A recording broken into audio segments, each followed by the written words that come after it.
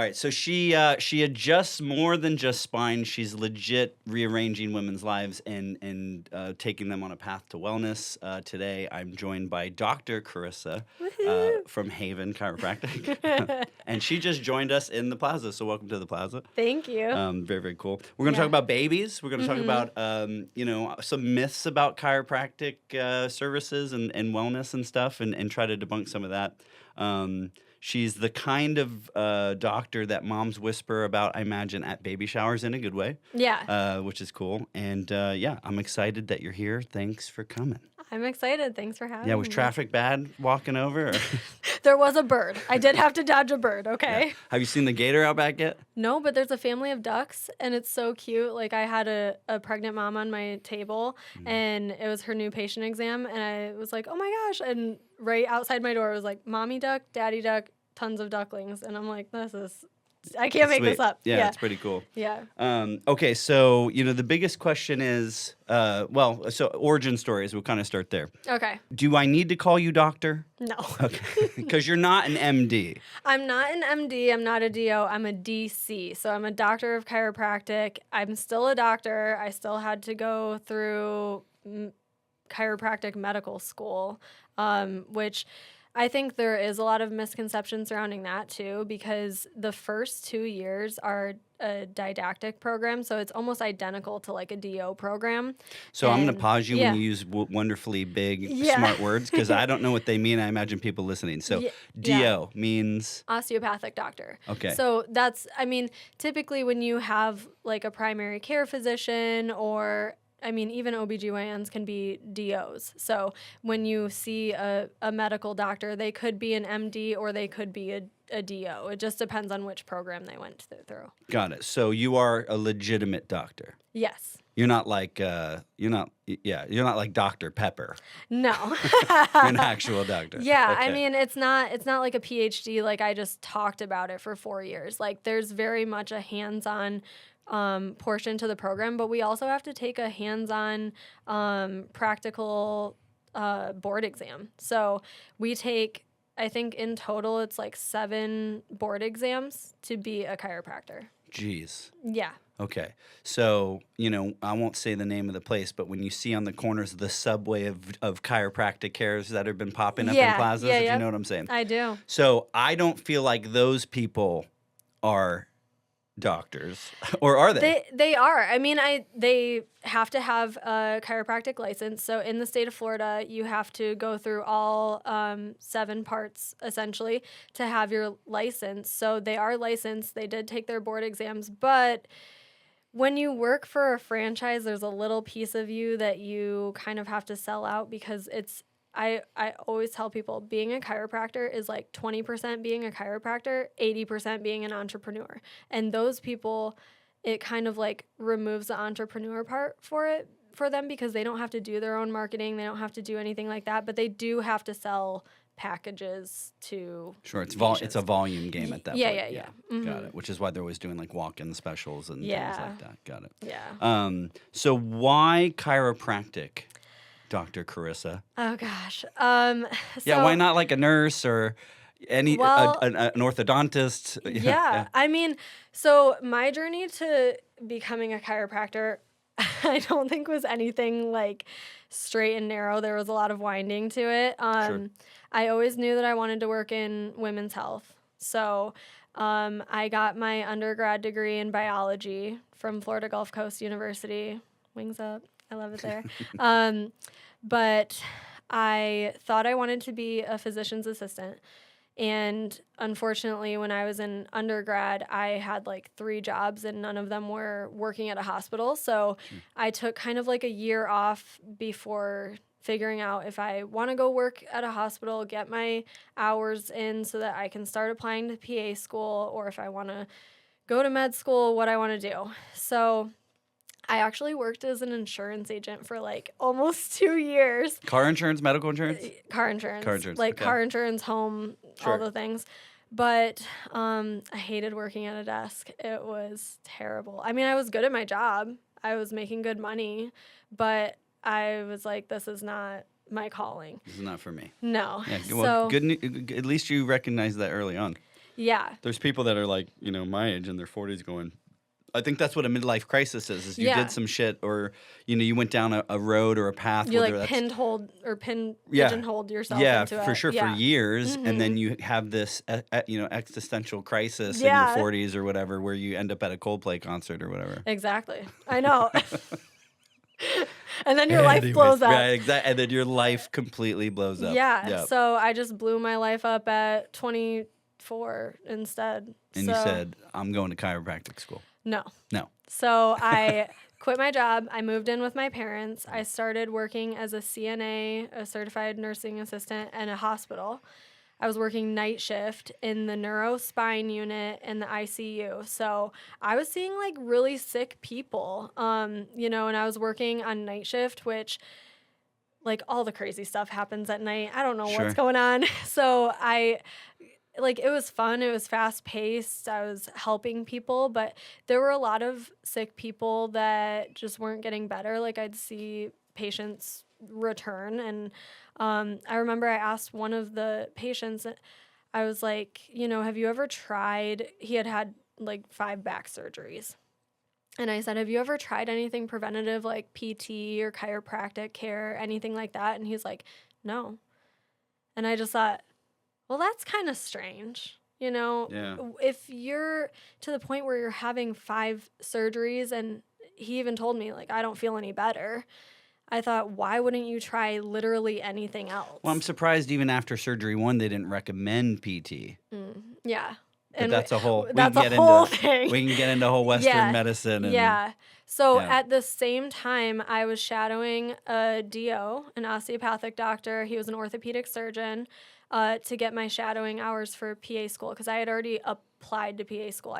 I applied to like 13 schools, spent a lot of money applying to these schools. Yeah. And I was shadowing him, and there was a woman. She was very heavy set, very overweight, and she was not old, and she was coming to him for a bilateral knee replacement.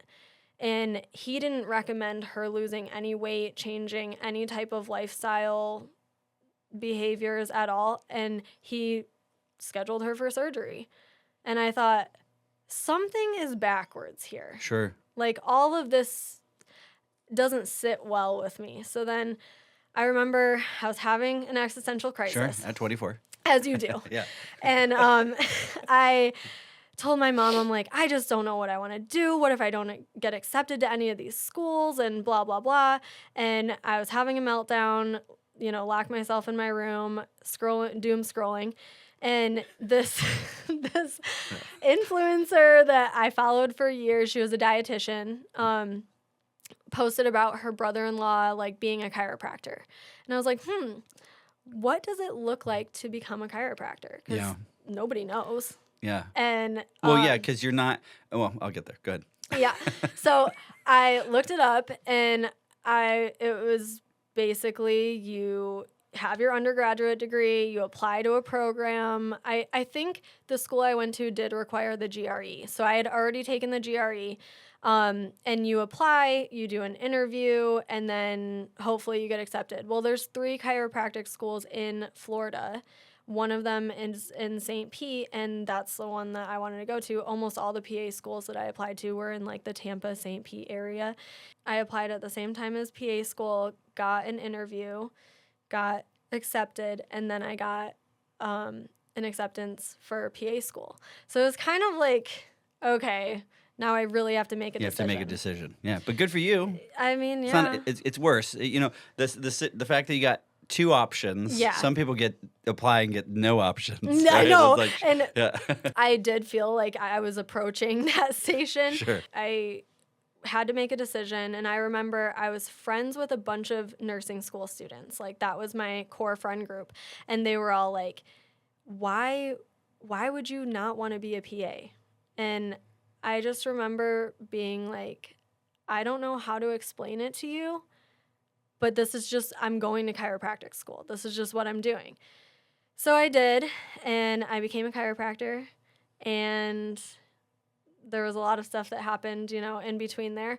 But I always knew that I wanted to work in women's health. So whether I was going to be a PA or a chiropractor, I knew I had to figure out how to work in women's health. Yeah, so that was going to be my question too. So, becoming a chiropractor, okay, that's one part. What made you choose specifically women and babies and children? Yeah. So my mom is one of 7 kids. Oh no shit! I'm number 4 or 7. Woo!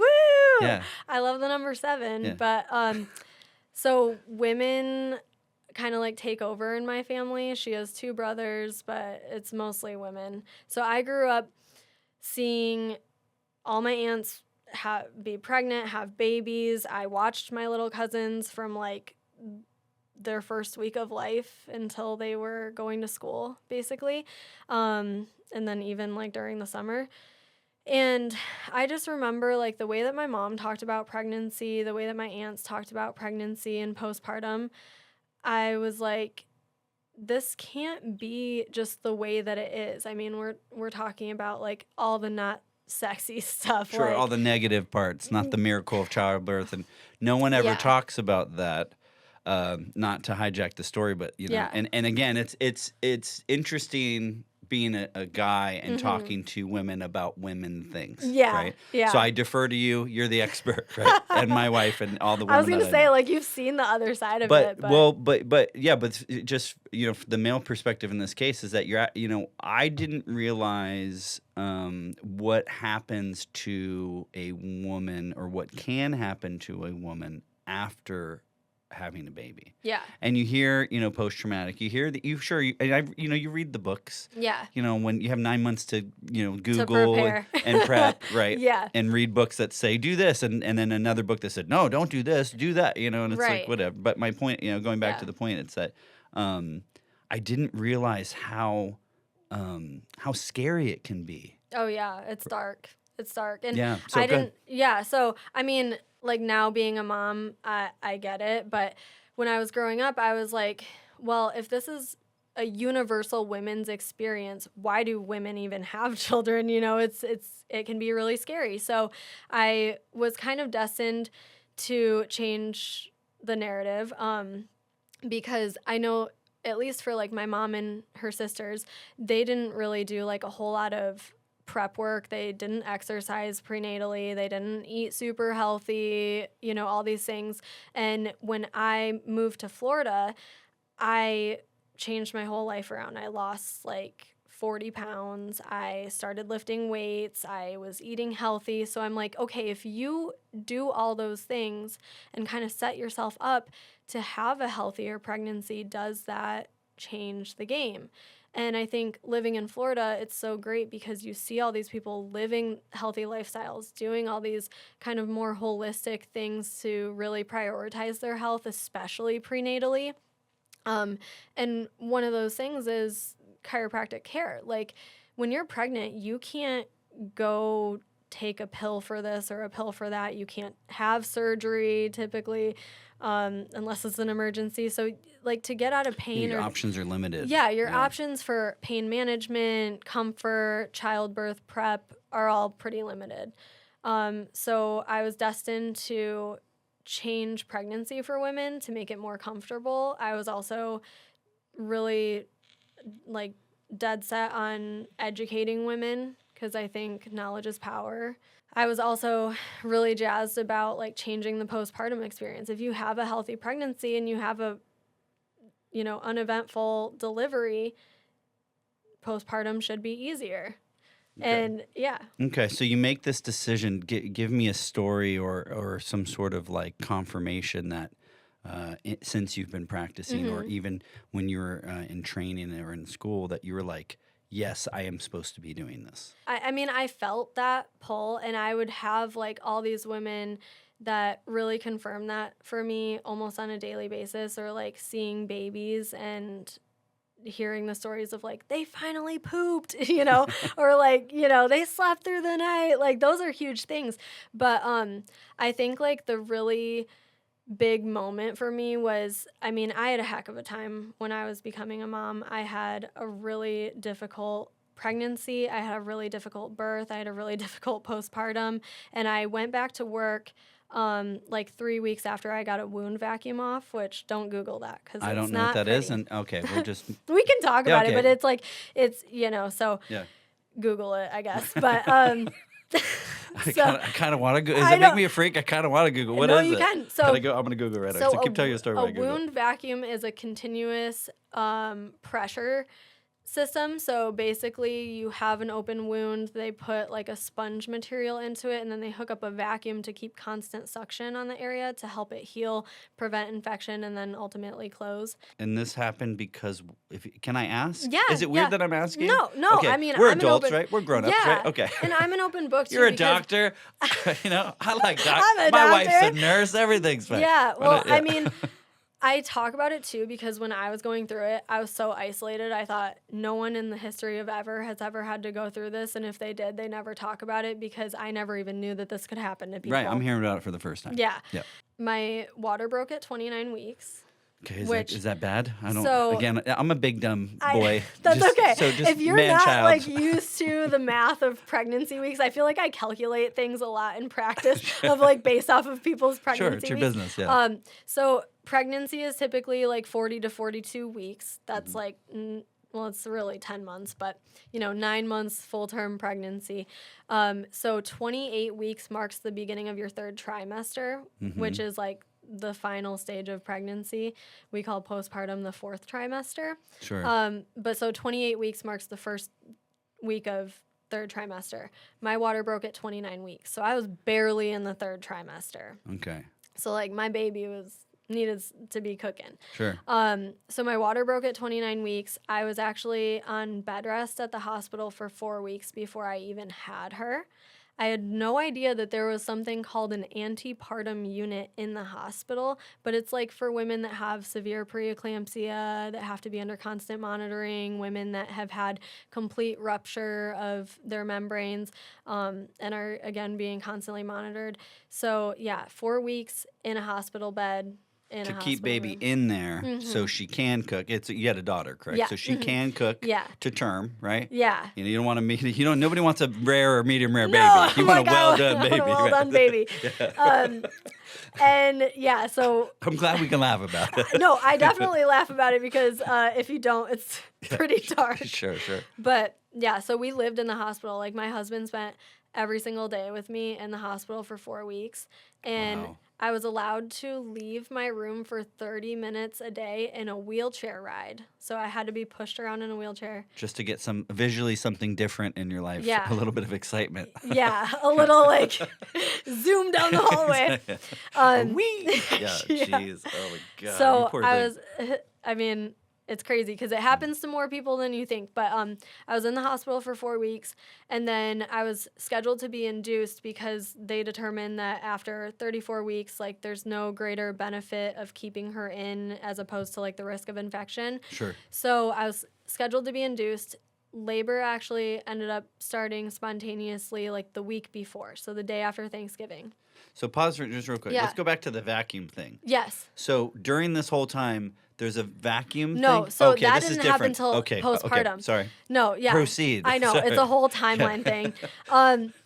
So I went into labor. It ended in an emergency C-section. It was pretty traumatic. Harper was like very severely bruised. They took her away. I didn't even get to see her. Oh, dude. And that wasn't, again, like all of this, yes, it's terrible, but it happens to so many women.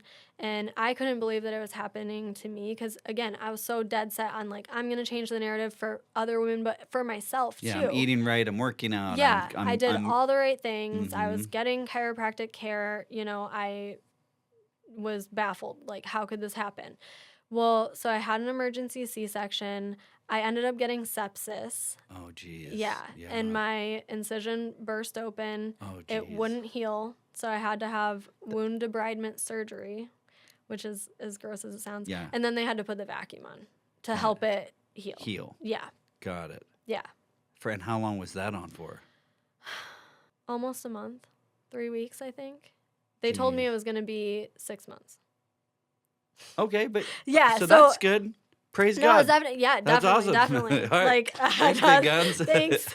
Yeah, I made it out of there in 3 weeks, but I went back to work like 3 weeks after getting that off, and Because you had to, obviously, I imagine. Yeah, I mean, it was to the point where I'm like, I've been out of work since October. Oh, jeez. Yeah. Yeah. November 1st, I think, was the day that I stopped working. I worked, saw 19 patients, went home, my water broke, and then I just never left the hospital for a long time. Jeez. Yeah. So when I went back to work, I saw a patient that I had, she was my boss's patient. So I was working as an associate at the time. So I was working under another chiropractor. And I had seen this patient of hers when she was out of the office previously. I was covering the office again. And this patient came back. She was pregnant the last time I saw her. And then when I saw her, she was postpartum. And when I had seen her when she was pregnant, she was really swollen. She was kind of giving me some red flag signs where I'm like worried about preeclampsia. Yeah, your body's not responding well. There's something going on. Yeah, I'm like, there's something else going on. So Sure. I asked her about it. She's like, it does run in my family. I'm like, please just let's keep an eye on this. And then I went into the hospital, So then I saw her postpartum. She was bringing her son to me. And I feel like that's such an honor that people trust me with their newborn baby. Like, it's one thing to trust me with your pregnant body. That's still very humbling to me. But then to bring this, like, most precious thing that you've created to see me too is, like, humbling. Yeah. So she was bringing her son to me, and when I have new babies in the office, I always talk about everything from pregnancy, birth, to where we are now, because it really gives me like the whole picture. And so she was telling me about birth and everything. She did end up having preeclampsia. She did end up having a C-section.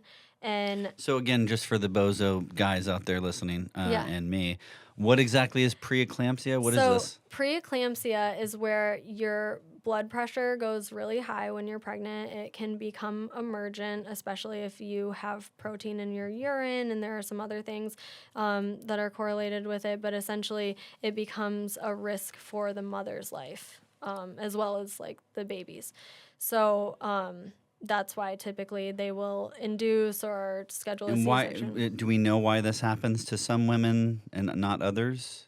Is it lifestyle? Is it hereditary? Because you mentioned the girl said it happens in her family. Yeah, it's hereditary. It can happen for no reason. Pregnancy is a crazy thing, and you don't know how your body is going to respond until you do it. So I feel like that's not, so... Yeah. It's not like the movies. No, it's not. It's definitely not like the movies. I mean, it is still beautiful. If you haven't had children, magical. It's the best. It's the best thing. And ever. The scariest shit that's ever happened. Oh yeah, but every day, like not just pregnancy, exactly. Not just postpartum, like every day. Well, no, so sure. I will say, as a proud dad of two, it does get easier, right? And having two was easier than the first one for sure. Not by much, but for sure. Yeah. But yeah, do nothing, no book and no movie and no video and no class and nothing, no conversations that me and my wife had for 9 or almost 10 months prepared me for anything that would happen in that room. No. And the thing is too, like, and birth plans are a joke. It never goes as planned. Like, have a plan B and C. Just have a plan B and C. I also try to tell them, like, you spend all this time prepping for your ideal birth. You spend all this time prepping for the big show. But, like, what you really should focus on is that time afterwards, because breastfeeding is so hard. And recovering from growing a human, evacuating a human, all those things are very, very hard. Evacuating. What a beautiful... It's more the beautiful. way you say but it, it's true. So magical. Birthing a human. But, yeah, so... Yeah. So So she was bringing her son to me, and she was telling me the story. And when I went back to work, I had to create content, which is like the hardest thing of being a chiropractor, because I'm like, I know how to do my job. Sure. Now I'm having to market myself. The thing. Yeah, it's tough. You're killing it though right now. Thank you. Super proud of you. Yeah, proud of you. I see you. I see you out there. try. I Yeah, we stay see you out grinding. there. We're paying attention. You're doing a good job. So when I first went back, I made this post that was like, C-sections are still birth. And she told me, when she's telling me about her C-section, she's like, I just remember laying on the table and all I could hear was you saying, C-sections are still birth. Surgical birth is still birth. Like, you did not fail. And Oh, I see. So it was like because it's like a rite of passage maybe, or it's like it's a pride that you Yeah. did this naturally and that your body did what it was supposed to do. And there's Yeah. a mental, emotional, physical thing that's happening that makes women so wonderfully complicated that we don't, Yeah. as guys, don't even understand or No. have, right? So yeah, wow, that's Yeah. really, wow. yeah. That's pretty so- powerful shit, dude. Oh, I know. Like, I was bawling. I yeah, mean, get there's out. just nothing that can prepare you for like the most vulnerable time in her life. And she was thinking about something that I said. I Yeah. mean, that's crazy. Yeah, it's impactful. Yeah. Yeah, what you do matters.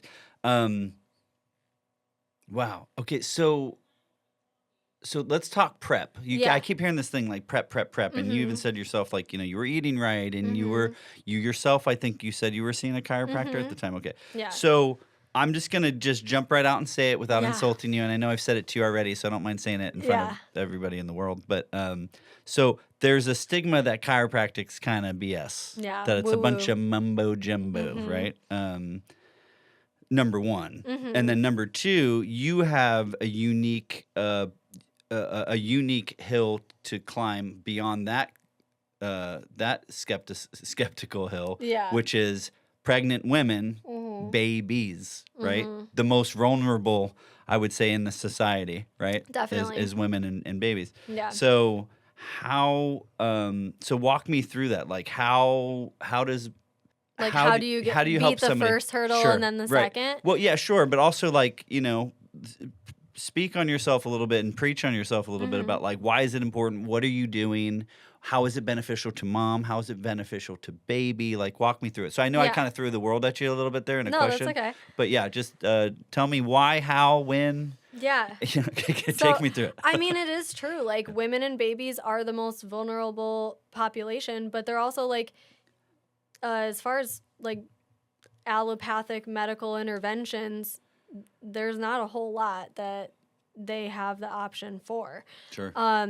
So I like this quote. It says, chiropractic works whether you believe it or not, or chiropractic is like gravity. It works whether you believe it or not. Sure. Okay. And I think that that's funny because people do kind of think of it as like woo-woo.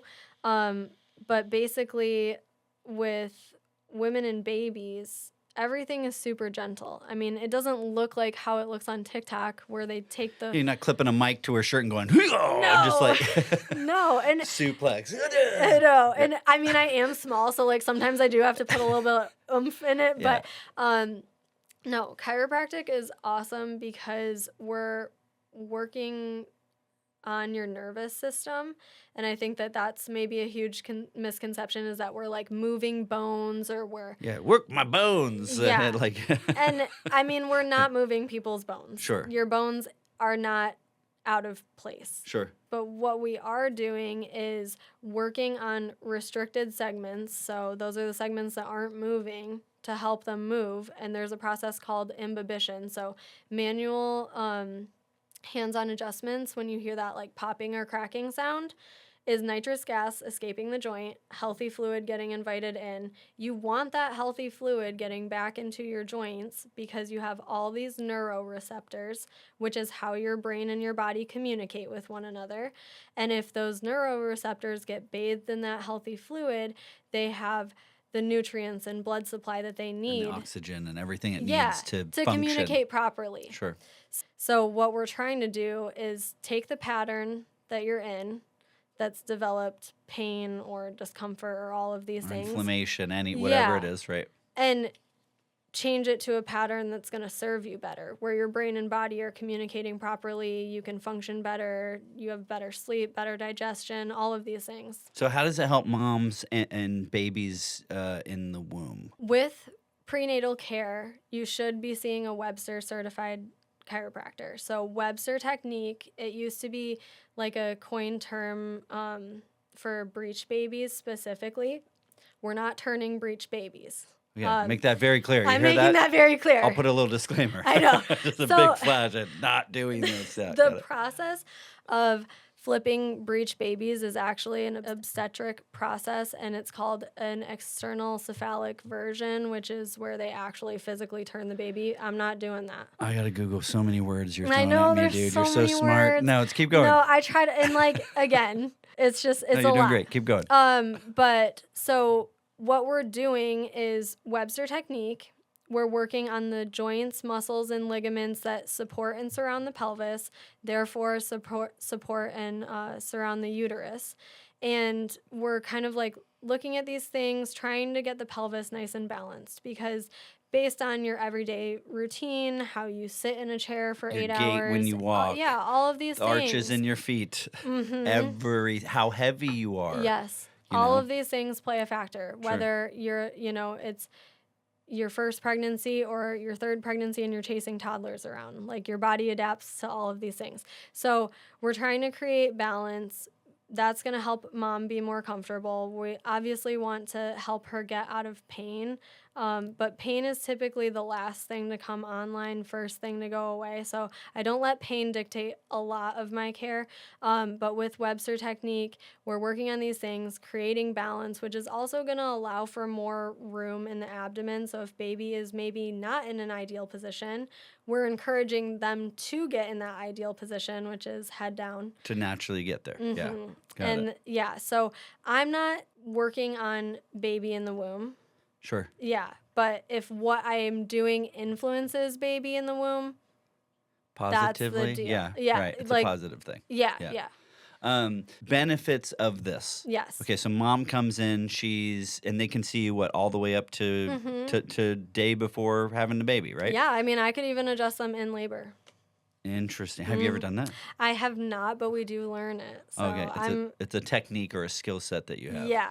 So what are the benefits for mom other than you mentioned some of them? So there's room for baby to freely move, and then you don't have like a sunny side up situation or what's not breech? Is that the word breech? Well, you could have breech, which is where baby is head up.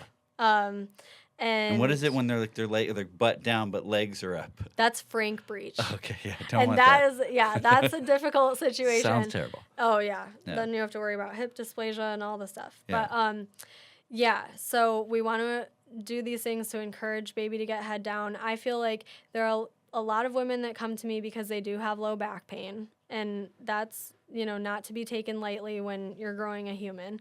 So I help women with low back pain, sciatic pain, improving sleep, improving digestion, which is hard during pregnancy, being more comfortable preparing for birth, because again, like if we're talking about balance in the pelvis, all that's doing is allowing more space for baby to navigate that birth canal and then, make their grand entrance. So give me some experiences from moms that have seen you prior to having baby.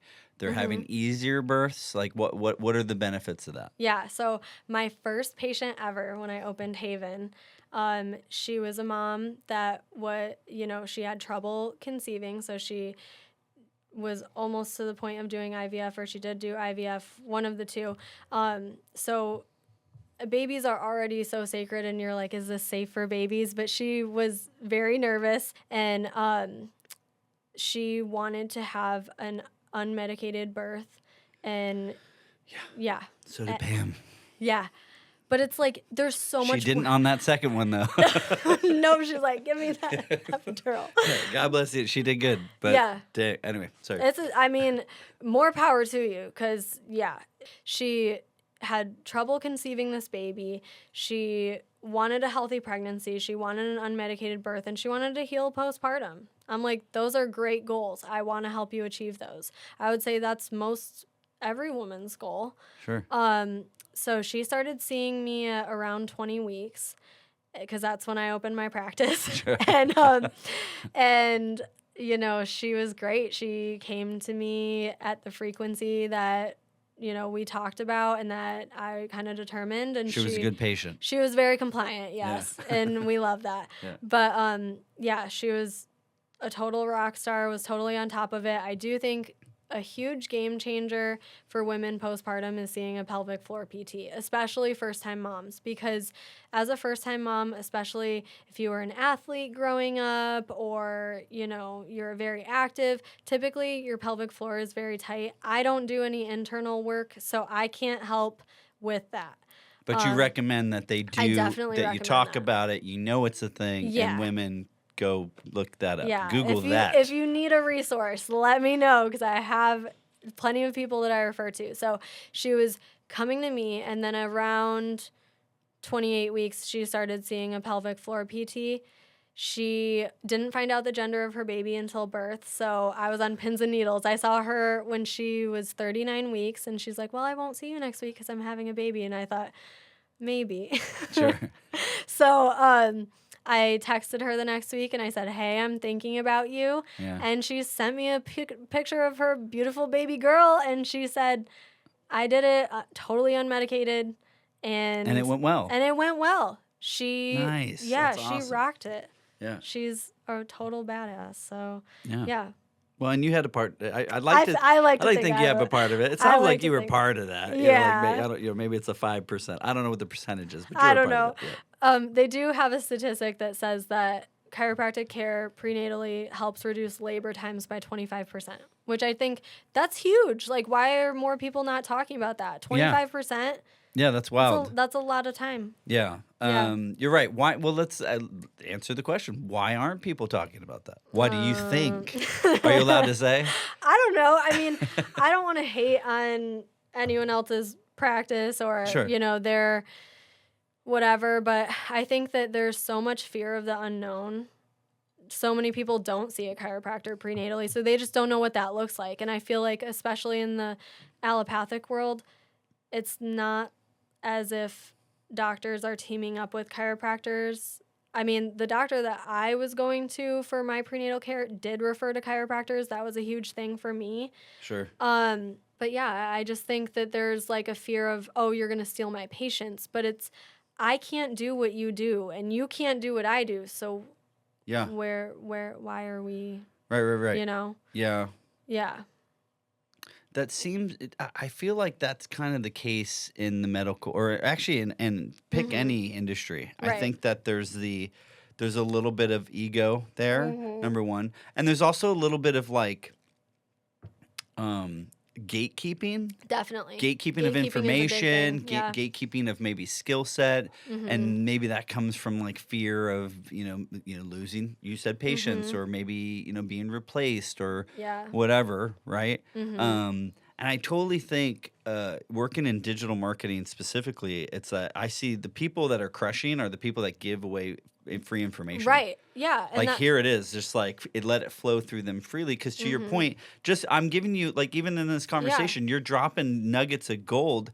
Doesn't mean that somebody's going to go pre-chiropractic themselves before. They still need to see the specialist, right? Right. Like, but the information's free. Yeah. And I think that as a society, we'd do better if we would just kind of like let whatever whatever your light is, let that shine to people and share it.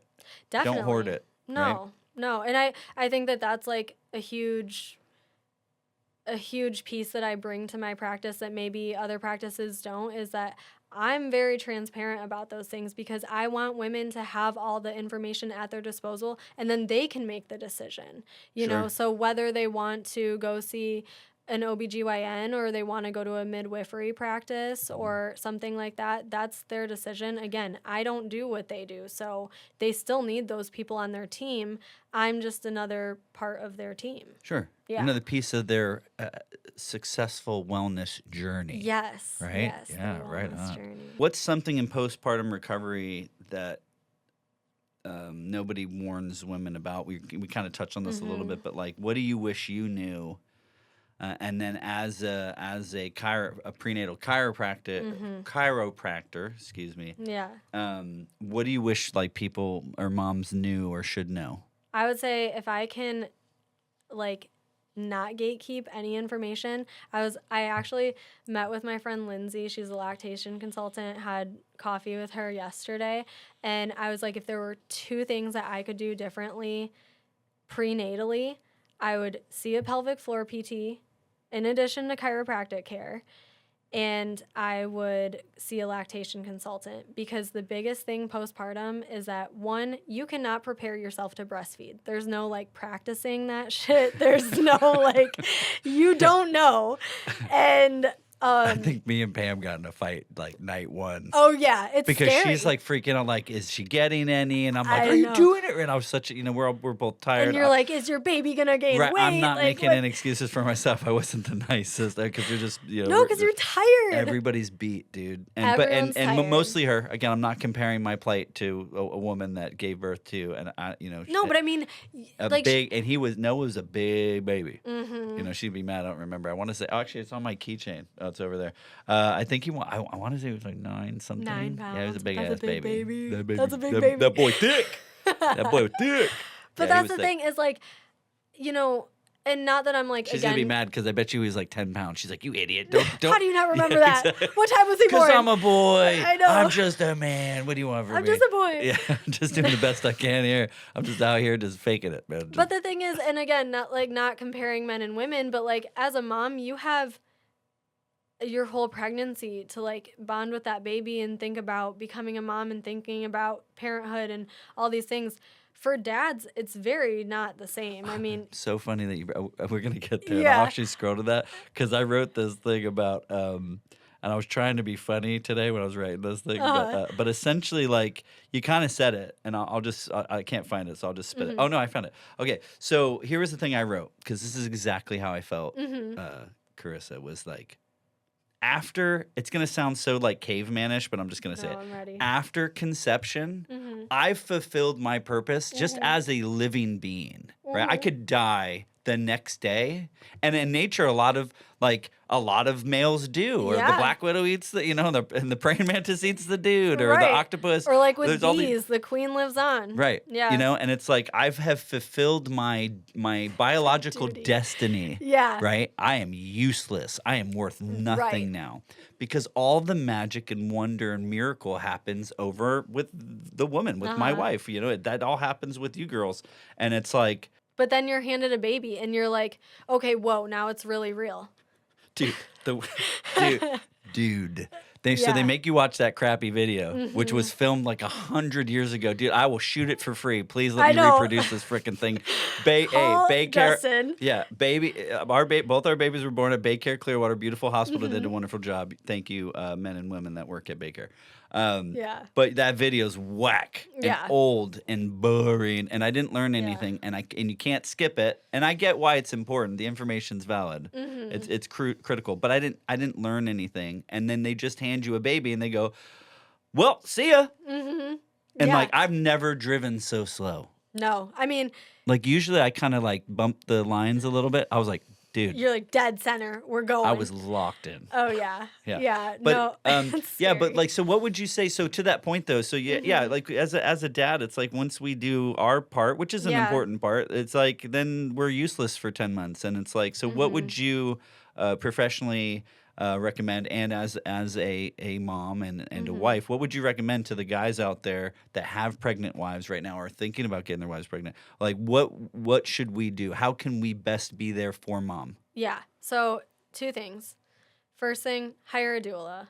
Do yourself a favor, hire a doula to like be there when your wife is giving birth, and the doula can help her move into different positions. She can sense when, okay, this isn't working, we need to change it up. We have to, or it's go time. This is what we're doing. Oh, and doula's day of. Yeah, doula. Okay. Well, so you do, visits prenatally. They maybe like tell you what. Establish a relationship. Yeah, and they guide you on like take these birthing classes, do this lactation, workshop, whatever, to help prepare you. They're like a guided tour to having a baby. Sure. So guys, you hear that? The first thing you do is you Google doulas. And you find one that she likes. Text my office. or reach out.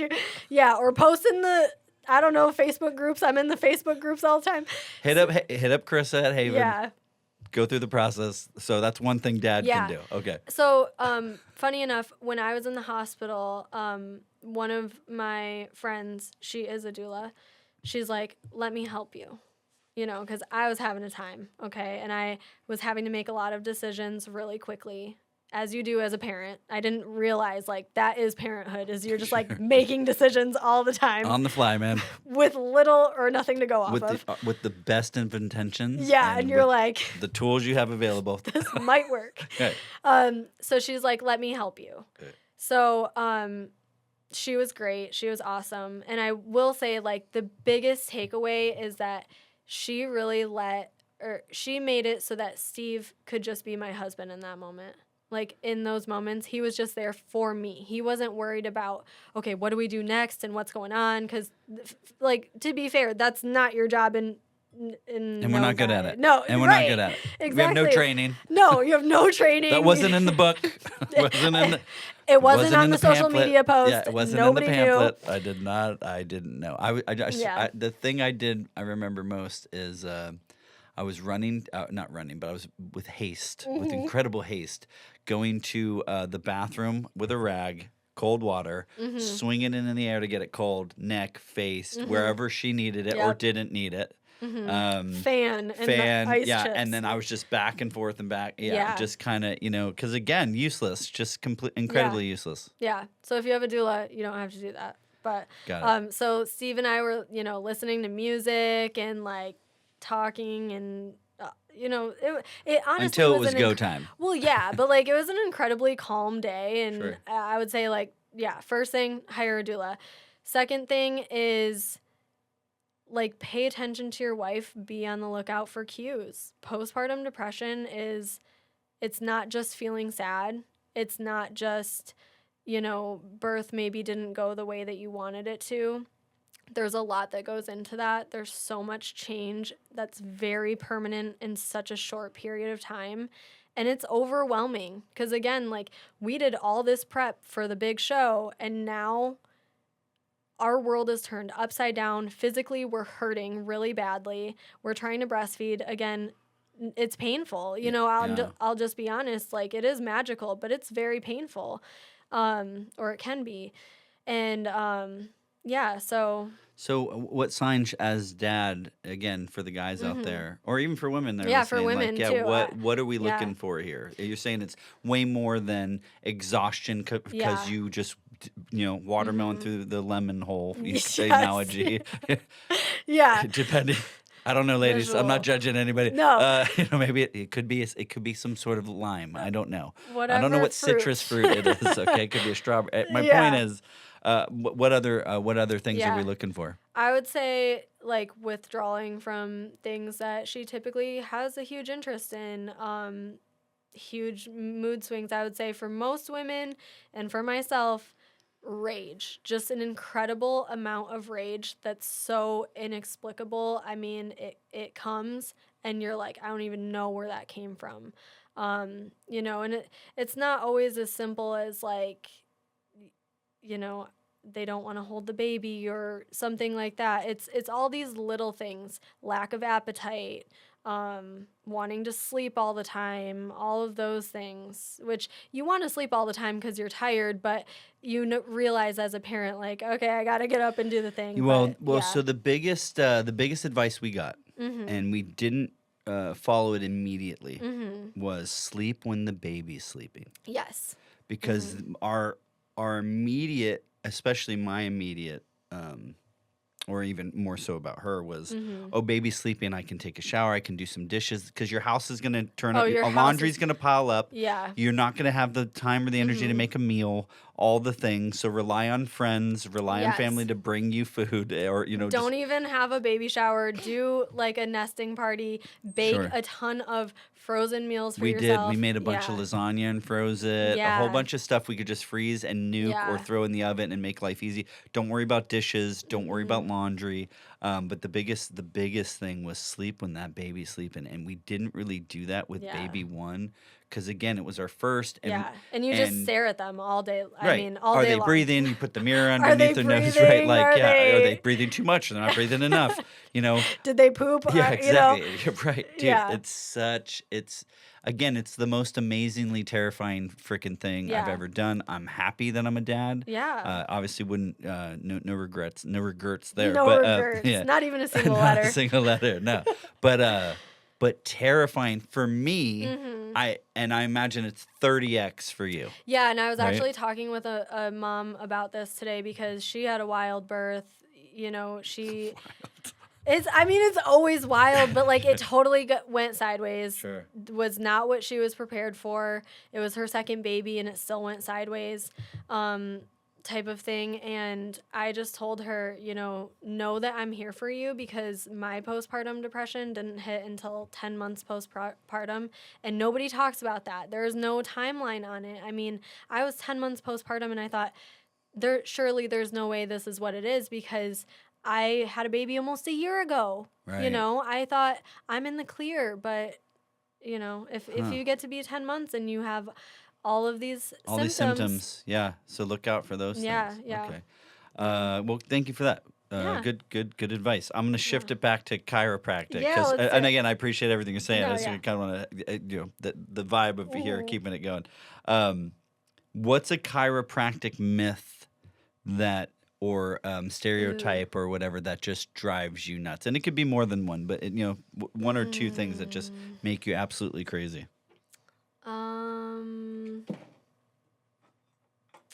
I think that there's probably more than one. A huge thing for me is like, oh, if I go see the chiropractor, I'm going to have to go every day for the rest of my life. Sure. And that's just simply not true. If you are going to a chiropractor that tells you that, please don't go see them anymore. Because Well, so let's Yeah. back it up. It's a business. it is a business, and I understand that. Right. And Yeah. we do want repeat customers, right? Or Yeah. so I get the business aspect from it. Yeah. And I get the and sell. and some people are better at that sale than others. Some Yeah. people are natural born salespeople. Mm-hmm. And some people, it feels like, hey, dude, you're like, You're doing you're too pushing much. me. Yeah, you're Yeah. pushing me here, and it feels a little bit. It's like a little bit more car salesy than it Yeah. is like suggested, Yeah. right? So that's a lesson, I just think, because that's a marketing thing too. Is that you don't want to push too hard, because then it's like, ew, get off me. Yeah. And the equivalent there would be like, if you've ever been anywhere talking to a guy or a girl, in this case, historically men approach women. It's that you can't just be like, hey, how do you, girls are gonna run, dude. Yeah. So like you gotta, Don't scare them away. work on the sales pitch. You know what I'm saying? Build the rapport. Yeah, exactly. Yeah. Build the value. Mhm. Yeah, show value. So okay, Yeah. so your biggest one of them is that you don't like that. It feels like it. It feels like a sales pitch. And you have to come every There's single time. fear mongering. There's a Right. lot of fear mongering around it. And I have people that come to my office all the time and they're like, my old chiropractor took x-rays and my bone is way out of place. And unless you have an actual condition like scoliosis or something like that, that could maybe be the case. But, yeah, I'm just It's not usually sure. horseshit. It's usually fear mongering because they want you. I mean, you see this thing visually, and it could look scary. But I'm not in the business of scaring people about their body. I'm more in the business of helping people understand what's going on inside their body so that they can better understand themselves and be in have that intuition to like do what is best Be in a for place themselves. of power. Yeah. I know what's wrong with me, right? Or I have, now I understand what's happening, and so now I can Yeah. address the X or the Y or the Z of the issue. Right, and now I can determine if Sure. this is the right route to take Sure. to fix the problem, Yeah. or if I need to go somewhere else. Because if someone came to me and were like, you have a bone out of place, I'd be like, oh my God, I need surgery. I need some, Sure. like what is going on? So especially when it comes to pregnant women with Webster technique, we talk about the specific muscles we're working on, the specific ligaments, the specific joints. And it's really helpful for women because one, if I ask a woman if they know where their round ligament is, most people can't tell me. But yet you go to the me doctor. Neither. Don't know where that is. I know, but it's like you go to the doctor and you tell them I'm having XYZ pain, and they're like, oh, it's just round ligament pain. You know, it's common, it's normal, you're okay. And that was the case in my pregnancy, and it was not round ligament pain. It was not. It was that my baby was coming early. You know. Oh, interesting. So, yeah. So how often? So without. And again, if I'm asking questions that are going to get you in trouble, say pass. Yeah. Okay. So, because I don't know. Because, again, big dumb animal. Yeah. So how do you, oh, no, it escapes me because I'm a big dumb animal. So when somebody says something like that to you, hey, don't worry about it, right? It's just this. And it's coming from your doctor, right? Like, what options we don't want to. How do you overcome that? Right. Well, we don't want to not trust our physicians, right? I want trust you to your trust OBG, your doctor. right? Yeah, trust your doctor. Always listen to your doctor. Sure. I want you to trust your gut feeling. Listen to your body. Yeah. Well, listen to that little voice inside your head, and if you ask your doctor about something and they're like, no, it's not that, but you still have this thing that's nagging you of like, I don't know, I don't feel satisfied with that answer. I would ask anyone to follow that feeling. Sure. You know, so I give a lot of my patients, I tell them to go to evidencebasedbirth.com, click on the blog tab. There's a search bar. It will bring up peer-reviewed articles. It will bring up podcast episodes so that at least you can listen to it and say, okay, this sounds like what... Be informed. Yeah, be informed. Be informed. And then go back to your doctor and present them with what you found. Yeah, but I feel say, like... does this sound right? Sure, but I feel like doctors are shit on people. And now, and to be fair, because there's a lot of like WebMD... experts, hey, listen, I stayed up all night. I've stayed up all night Googling this. Well, and here's the other thing, too, is all roads on WebMD lead to we all have AIDS. Or we all have cancer. Yeah, we have cancer, we're all going to die. Right. Yeah. So that's not a good regimen. Don't trust that either. But I could imagine as a professional, it would be super. Actually, and it happens in marketing. And I'm not trying to compare the two because they're but it happens in every all the time profession. where people are telling me all the time that like, yo, well, I did this and this is what this should be, and it's like, listen, dude, the data doesn't say that. I know you want to believe that, and I'd like to believe that too. Yeah, but the data says this. And so despite my feelings and your opinions on the matter, we should listen to the data. And so similarly, I imagine. And you just kind of referenced that. You said, look, go to this site. There's data. Yeah. Read the data. Read the data and then go back to your doctor. Right. But do doctors get shitty about that? Like where they're being questioned? Sometimes. I mean, I feel like, one, if your doctor is that way or kind of pushes back, maybe they're not the right fit for you. And that doesn't mean don't ever go see a medical doctor. It means find a different medical doctor. Sure. And as a woman, you have that choice. As a person, you have that choice. Go find the right provider for you. And I feel like that happens a lot with first-time moms and new babies. So when women bring their babies to me for the first time and they're like, I don't know, she's crying all the time and this and that. And I took her to the doctor and they told me she was fine, but I just can't get over this feeling that something else is wrong. And I think something powerful that I heard from actually a medical doctor was they're taught to think when they hear hoofbeats, they're told to think horses, not zebras. So they're there to tell you like, okay, is this common? Is this normal? Is it going to be okay? And if, it fits the pattern, they can, with confidence, say that, but they're not taught to like look for the zebra or think about the zebra. Think about a zebra. But sometimes you could be the zebra. You could be the zebra. And I'm not saying that happens a lot because then it wouldn't be true. Yeah. But, if you have this feeling and you feel like maybe there's something else going on, follow that feeling. And if it turns out to be nothing, great. Like, that's exactly what you want. But if it turns out that it is something and we uncover it and I can either help you with that myself or send you to a provider that can, again, great. Best of both worlds. Win-win. Yeah. Yeah. Yeah. It's nuts out there, dude. And I think, like, not to turn this like, political or anything, but I think that the pandemic definitely, this existed way before that too. Skepticism or people that, a distrust in the system. Yeah. But I think that with the advent of like ChatGPT and all that stuff too, there's like, and everybody's can be an instant expert, and I'm throwing hard quotes for those that are listening and can't see me. I'm air quoting this: instant experts on pick any subject. Yeah. And I think that when it comes to your body, health, medicine, things like that, these men and women, these doctors and these specialists, and even yourself, I mean, you spent time, so you're not bozos. No, and it's funny though, because when I met my husband, he heard that I was in school to be a chiropractor, and he's like, so like a weekend seminar? And I was like, no. Right. And that's shitty. That is and it's what funny people think. Right. Well, when I first met you and I heard you were a chiropractor, I was like, it's weird. You're not a 55-year-old silver fox dude. Right. I don't wear my white coat every day. Right. Which predominantly, and again, I'm not shitting on the industry. No, but that's totally predominantly it's men. Yeah. They're usually 50s-ish, give or take. And I'm sure there's young ones out there, but the ones that I know in this area of like Palm Harbor or Trinity or Pinellas County is like, they all kind of fit a bill of type of person, and so you're breaking that mold, at least in my mind. Yeah. And then you're going even further by doing the prenatal and then baby stuff. Yeah. So I'm a dad. I have a newborn baby. It's my first.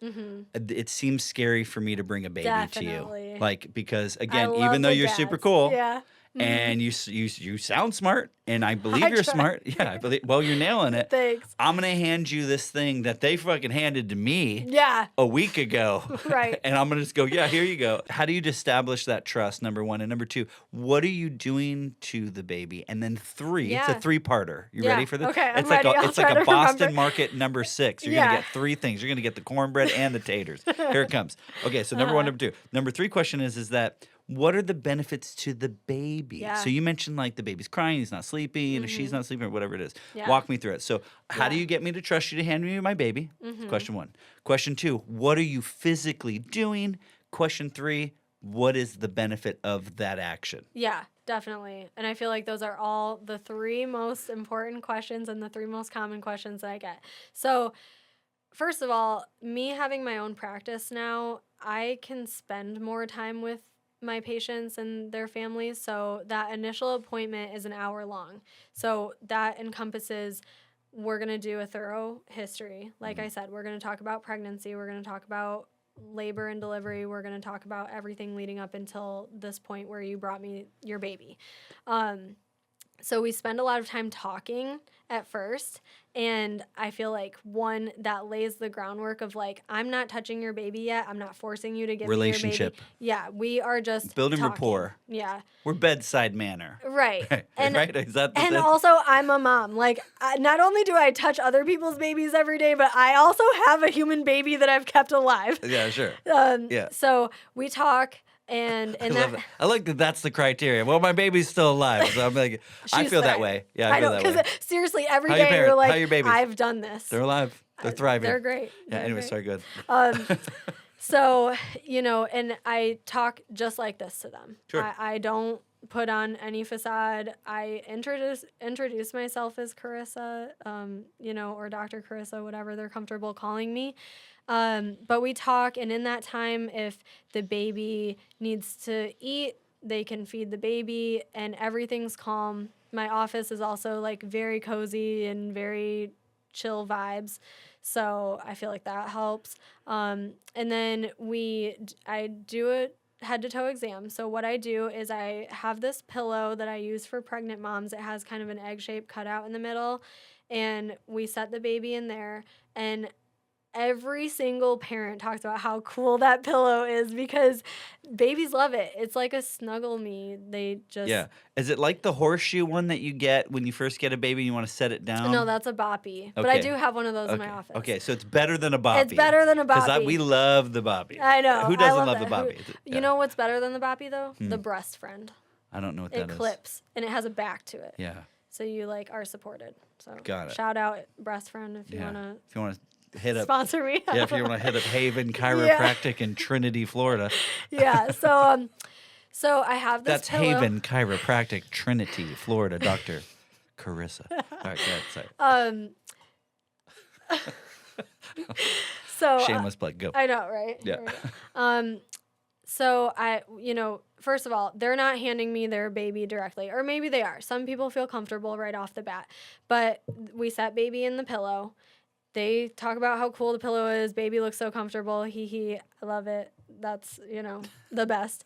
And then I explain, before they even do that, I explain what I'm going to be doing. So first of all, baby chiropractic, pediatric chiropractic does not look anything like adult chiropractic. I'm not cracking your baby. Are you telling me you don't put the Velcro around the baby's neck and yank it back? Nope. What the fuck is that? That's called a Y strap, and we don't use that in chiropractic Why don't you do that to babies?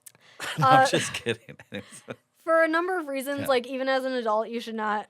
I don't know. I don't practice that way. We'll get there. Yeah. All right, go back. I'm sorry. So, go back to the babies. Sorry. So I'm not cracking babies. Basically, what are you looking for? What I'm looking for is areas of restriction, tension that the baby is holding on to.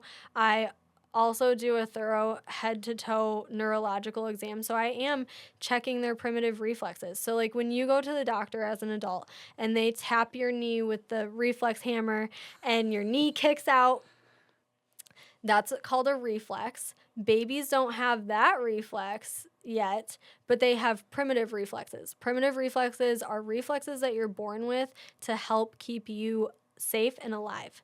So so it's gonna be fingertips, toes. Yeah, so we're talking about like palmar grasp, plantar grasp, Babinski, all these cool terms. Yeah, Binsky, guys. What is that? What does this mean, Karissa? So dumb it down. Right. So you're supposed to have these reflexes. Sure. As a baby, you're supposed to have these. So Yeah. I'm checking one that they're there. Yeah. Depending on when they're bringing their baby to me, because some of these are supposed to go away after a certain amount of time. So if they're there after they were supposed to go away,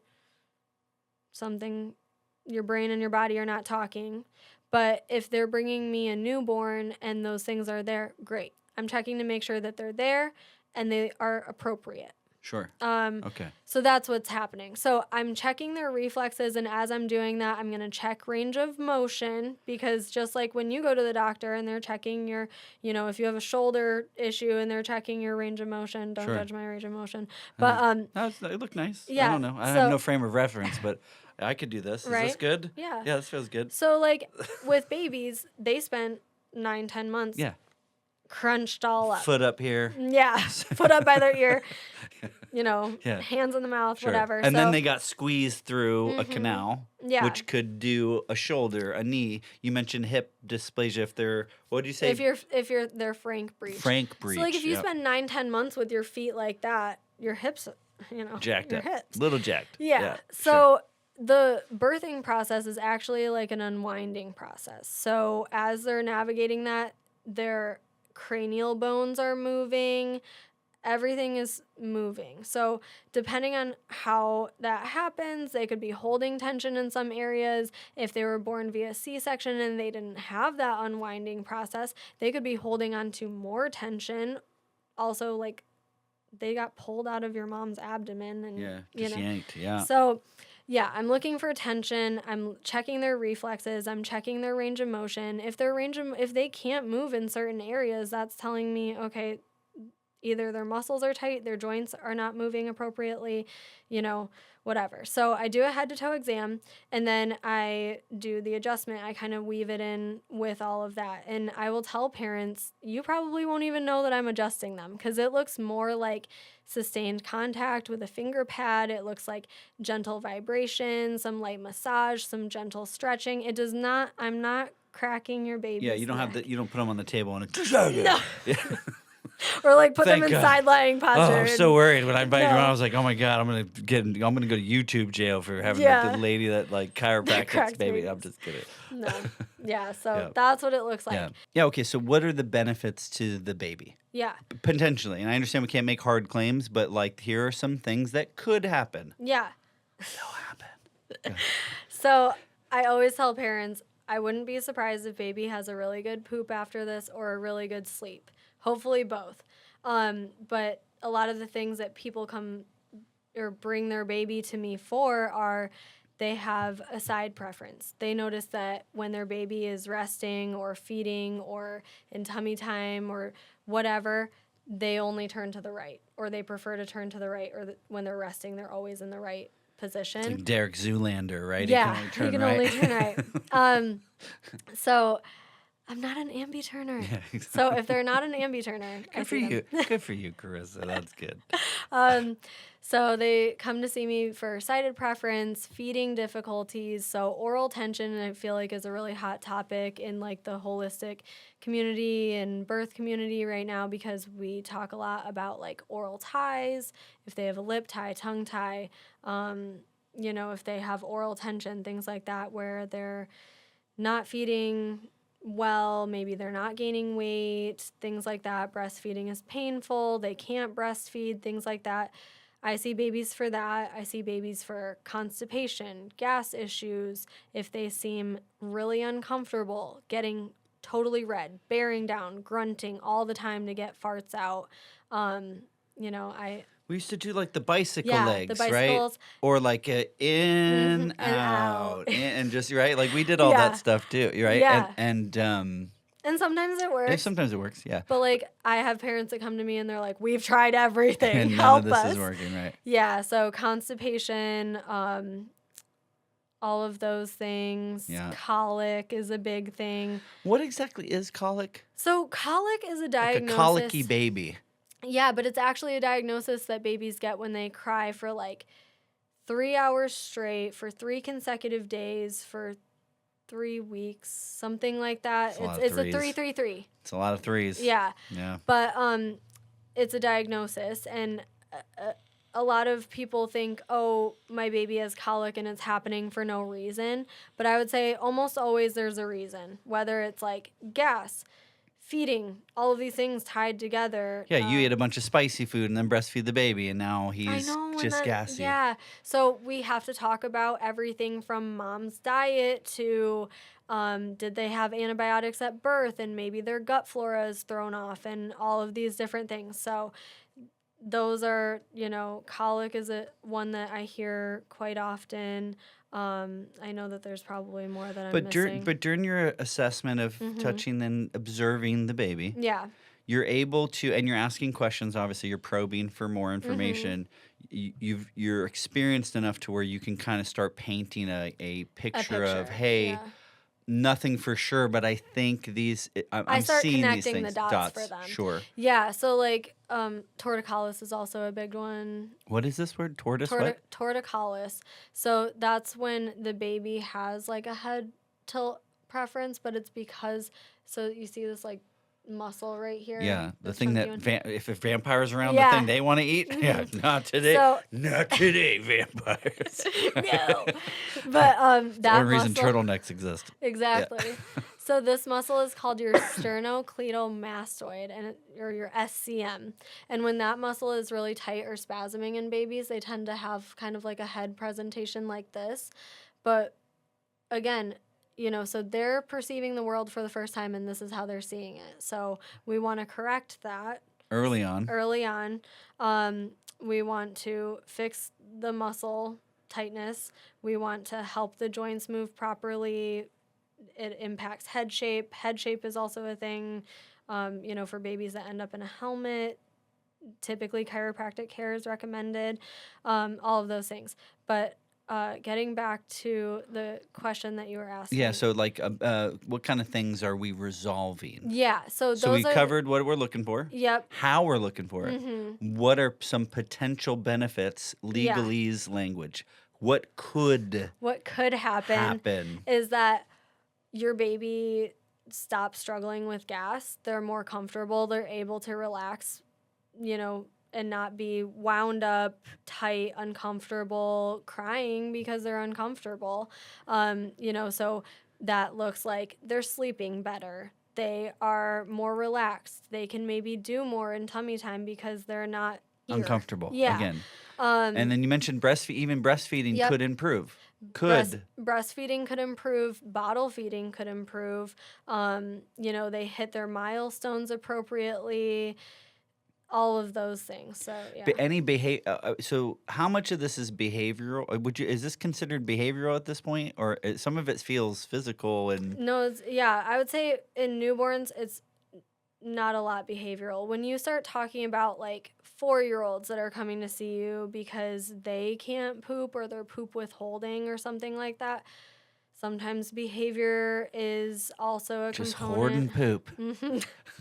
So you don't just see babies. You can see all ages, right? However, you can see kids up to 18. Yeah. And to be honest, too, she actually, when we first met, she saw me, my wife. You didn't see my kids. No. You saw them with your eyes. I physically saw them. Yeah, but you did not treat them. Yeah. But so you can see kids of any age. So let's go up real quick. Yeah. So newborn we kind of covered. What kind of things are you able to address and comfortable addressing at different milestones? Ages. So like toddler, Yeah. probably not preteen. Yeah, I mean, I see kids from a few days old through their teen years. And I think that there's always things that, like, every age has its own challenges. Sure. But when you start talking more about, like, 4 to 5-year-olds, like, starting school, developmental milestones are a huge thing. So, like, when your baby is progressing through their first year and you're talking about, okay, they learn to roll over and then crawl and then sit up and then pull to stand and then walking, all of those things are supposed to happen by a certain timeline, and they're supposed to happen appropriately. Like if your baby is scooting on their butt, which I also see people for, if they're doing these things and it's like, that's not normal looking, that's when people come see me. Sure. But, in the first year, a lot of those things are outlined. Those are the things you read in the books. Those are the things that you see on social media. Sure. But then you get your baby, because there's, is 4 to 5, and they're about to go to school and they're poop withholding. They're having trouble sitting still. They're having trouble paying attention. Maybe you even get reports that, like, they're not easy to have in class. They need to stand. They need to, be moving all the time. Those are things that I think chiropractic care addresses that aren't talked about, because if your child is having a hard time relaxing and they can't sit still, they can't follow direction, some of that is, their pediatrician can put labels on it and things like that for certain things. But what we're trying to see is there something else that's contributing to that? Is their nervous system kind of burdened? And so they can't do anything with new information. Like, yes, they're sitting in class and all of this new information is being thrown at them, and their brain doesn't know how to digest it. Their body doesn't know what to do with that information. So when we talk about primitive reflexes and they're supposed to go away by a certain time, sometimes they don't. And sometimes those kids are holding on to those primitive reflexes. Well, do we know why? There's a lot of schools of thought. Like, is any of it environmental? Like, could be. Meaning mom and dad shoved an iPad in front of their face and was like, versus the, exploratory play and creative time and even a little bit of roughhousing. Roughhousing is super important with dads and children, even little girls, is like, providing it helps them more set like barriers. well-rounded play. Yeah, exactly. Well-rounded Yeah. play. Okay, well, you're the professional. I call it roughhousing. I didn't like pick up my baby and body slammer, but it's like you grab them, you but tickle like doing them. somersaults on the bed. Very all fun that stuff. Or jumping around Yeah. and doing fun stuff. Yeah, and like it was my understanding that like this kind of stuff helps them understand boundaries with their body, like, oh, my body can do this, and it makes them feel safe. Is that like, hey, I can they're learning push. new skills. Yeah. this is how strong I can push. Mm-hmm. You know, things start to click, and so Yeah. I wonder, I wonder if maybe it's environmental that maybe some of these Some of kids it could aren't be. hitting these milestones. Now it could be chemical too, or It could be, biological, yeah. or is that right? Chemical? Chemical, yeah. Yeah. Like, Sure. Maybe. we could even talk about environmental toxins and, Go for it. and loads that are being applied upon their senses that are, making it so that they can't integrate this new information, or, and a lot with primitive reflexes is like there's something that's telling the brain that they're not safe, and so they're holding on to these reflexes because that helps keep them safe, because those reflexes are for survival. So it's like they're stuck in fight or flight. Yes, they're Wow. stuck in fight or flight, and it's like their body can't switch into rest and digest, or at least it's not doing that appropriately.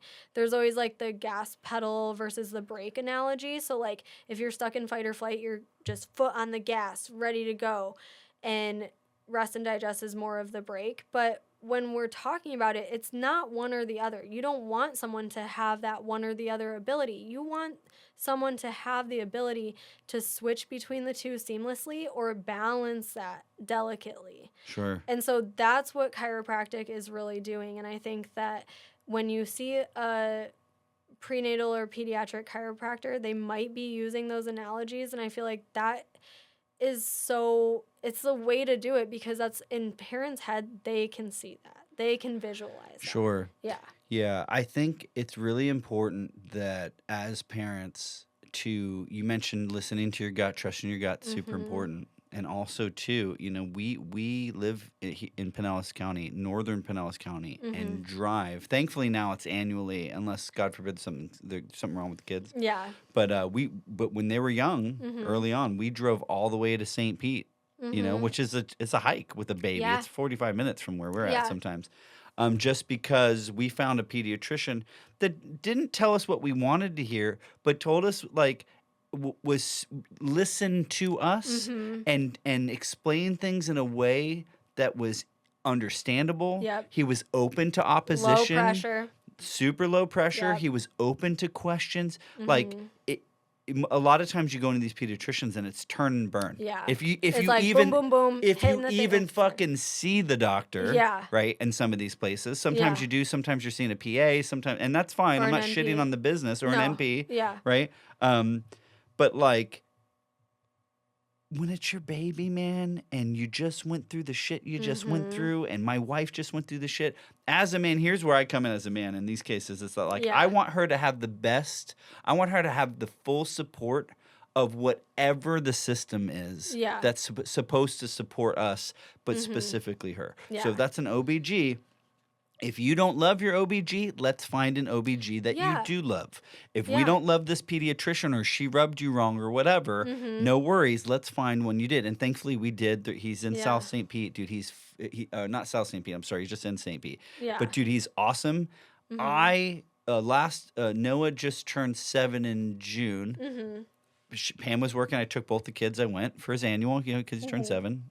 And dude, I spent like 40 minutes Yeah. with this dude. That's wonderful. And that's so unheard of. And I'm definitely going to get the I'll name get you of the dude. They're the best. Now, sometimes Yeah. if he has to get some immunizations or if it's just a follow up, Yeah. we'll see the NP or Right. his PA. But it's like you're only going annually, you have all these questions, because again, each new stage with a kid is so many things, so many questions, so many things, and you're like, am I doing this right? What else do they need? What else could I, Sure. So And the worst part Yeah. too is once you figure it out, change. then yeah. Now we're not in this stage anymore. Now we're Now doing they this. don't like dinosaurs, and the next day, I mean, it's like, Right. Yeah, so just when you think you got it figured out, it switches. But yeah, Yeah. I would definitely share his Yeah. information. He's amazing. The whole office is cool. And I advocate for that with parents all the time, is like, if you don't feel like this is a good fit, find someone that's a good fit. Like, for instance, with my daughter, she was having some things. So she was in the NICU for 10 days when she was born, which is amazing because they told us she was going to be there for months. Just like they told you were going to be something for months. Yeah. Looks like you don't know everything. Anyway, sorry, go ahead. So after 10 days, they told us, come get your baby. I'm like, what? So we go get her. We bring her home. We do the whole freaking out in the middle of the night thing because all shit's not All the working emotion, right. you're right. It's all the the things. emotions. Yep. So completely natural. we go on living for 3 weeks. Things are getting better. And then I notice that she's having blood in her diapers. Oh, okay. And so I start freaking out. I work in this community, so I'm like, is it a milk protein allergy? Is it something just like a dairy irritation? Something like that? Because she's poopy. It's poop. Because it's poop. Okay. But like when you have a baby, I've never worried so much about someone else's poop in my entire life. Yeah. But you like You haven't make met my sure wife. it's this consistency. She's always knocking on the door. When are you going to come out? When are you come out? It's like, I'm in here. Leave me alone. I'm sorry. Go ahead. But so yes, her poop had blood in it, and we took her to her pediatrician, which we had taken her to for a couple of visits at that point, because I think you go like the day after you bring them home, and then 2 weeks, and then 2 weeks after that. Yeah. So we were taking her for that third visit, and I tell the doctor, I brought the diaper with me, and I'm like, I'm concerned. This seems like not normal, and it seems like a lot of blood in my opinion. He was like, no, it's a dairy allergy. It's a milk protein allergy. Just cut out dairy. But because my daughter was born premature, she was underweight, so we were supplementing with formula. Yeah. To get her calories in, but it was a milk-based formula. So I asked him, do I need to do something with the formula because that's dairy? He's like, no, just you cut out dairy. I was like, that doesn't really make sense. That doesn't make sense. I'm like, so I'm still going to be giving her dairy in every bottle, but I'm not going to drink dairy or eat dairy. Yeah, that sounds like horseshit. The math wasn't mathing. Yeah. And my husband, bless his heart, he was like, that doesn't seem right. And I'm like, you're right, Steve. It doesn't seem right. So I'm glad we're aligned. I know. I'm glad we're on the same page. It's important to align with your spouse. Be on the same page. Align with your spouse. So I look at him and I'm like, what do we do? And he's like, I think we get a second opinion. And I'm like, good. Thank you. Because my brain wasn't working. All I'm like is like, do I cut out dairy? What am I doing with the formula? When do we start this? What am I doing? Brand new baby, just got out of the NICU. Your body's going, you're going through all the shit. My stuff was busted open, so whatever. So yeah, it was a whole thing. I'm like, Nice oh, well, stuff. I have surgery tomorrow, so do I start this tomorrow or what do I do? So the doctor, my husband, bless his heart, he's like, let's get a second opinion. So we take her to a different pediatrician. Different pediatrician's like, you're right, I don't think this is normal. Let's keep an eye on it. Keep me posted. Well, that night, it was not good. It got worse. It got worse. Sure. I sent her a picture at 5 o'clock. I sent a doctor a picture at 5 o'clock on the portal, totally expecting, like, I'm not going to hear anything for probably a 5P couple or days. 5A? 5 p.m. Okay. Send her a picture at 5 p.m. Immediately, she messages me back. She says, I want you to call my cell phone number. Gives me her cell phone number. Call her. She's like, I already called the hospital. You guys need to leave. You need to go to the hospital now. Wow. Yeah. And thank God for that. Thank God she was God, on right? a cocktail mixer. right? Or Thank something. God Jeez. she checked her messages. I don't know. So yeah. We took my daughter And to the so hospital. when did it end up being? It ended up being necrotizing enterocolitis. Of course, because course. that's the thing that's That's the in the thing. book. So Never heard of again, before in my it's life. not in the book. Sounds like a It- disease you'd get in like the I was I was backpacking in the the Amazon. Amazon. I drank this water. It was bad. And you No. got this. What's the word again? necrotizing enterocolitis. It's called NEC Necrotizing for short. is like eating. Yeah, so it's a bowel eating disease. My daughter's bowel was eating itself. And she's how old? She was 3 weeks old. Jesus. Or no, yeah. No, she was a month old at this time. Okay, but still. Oh, okay. One extra week. 1 extra week. She'll be fine.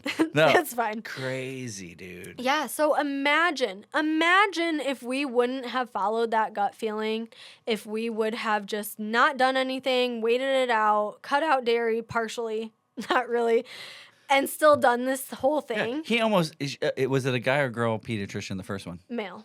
Okay. Yeah, he almost denied you cream in your coffee. Mm-hmm. The son of a bitch. Well, so I ended up still having to be dairy free. That's the funny part. So like, Okay, I lost a shit ton of weight. Even in broken clocks, right? Twice a day, I guess. Yeah. So, I tell parents that all the time because I'm like, if you have even the smallest Trust your feeling gut. that something is happening, you have to, because worst case is You're wrong. you're wrong. And who cares? And then it's whatever, because you already met your deductible at that point anyway. So what's another office visit? You know what I'm saying? Yeah. So yeah. Yeah. But yeah, if we would have waited, she would have needed like bowel resection surgery and a colostomy bag, and yeah. Karissa. Thank God we didn't need any of that. So like, literally, how is thank she God. doing now? Great. I Thriving. mean, you would never know. You Yeah. would never know that she was preemie. You would never know that she had any of these issues.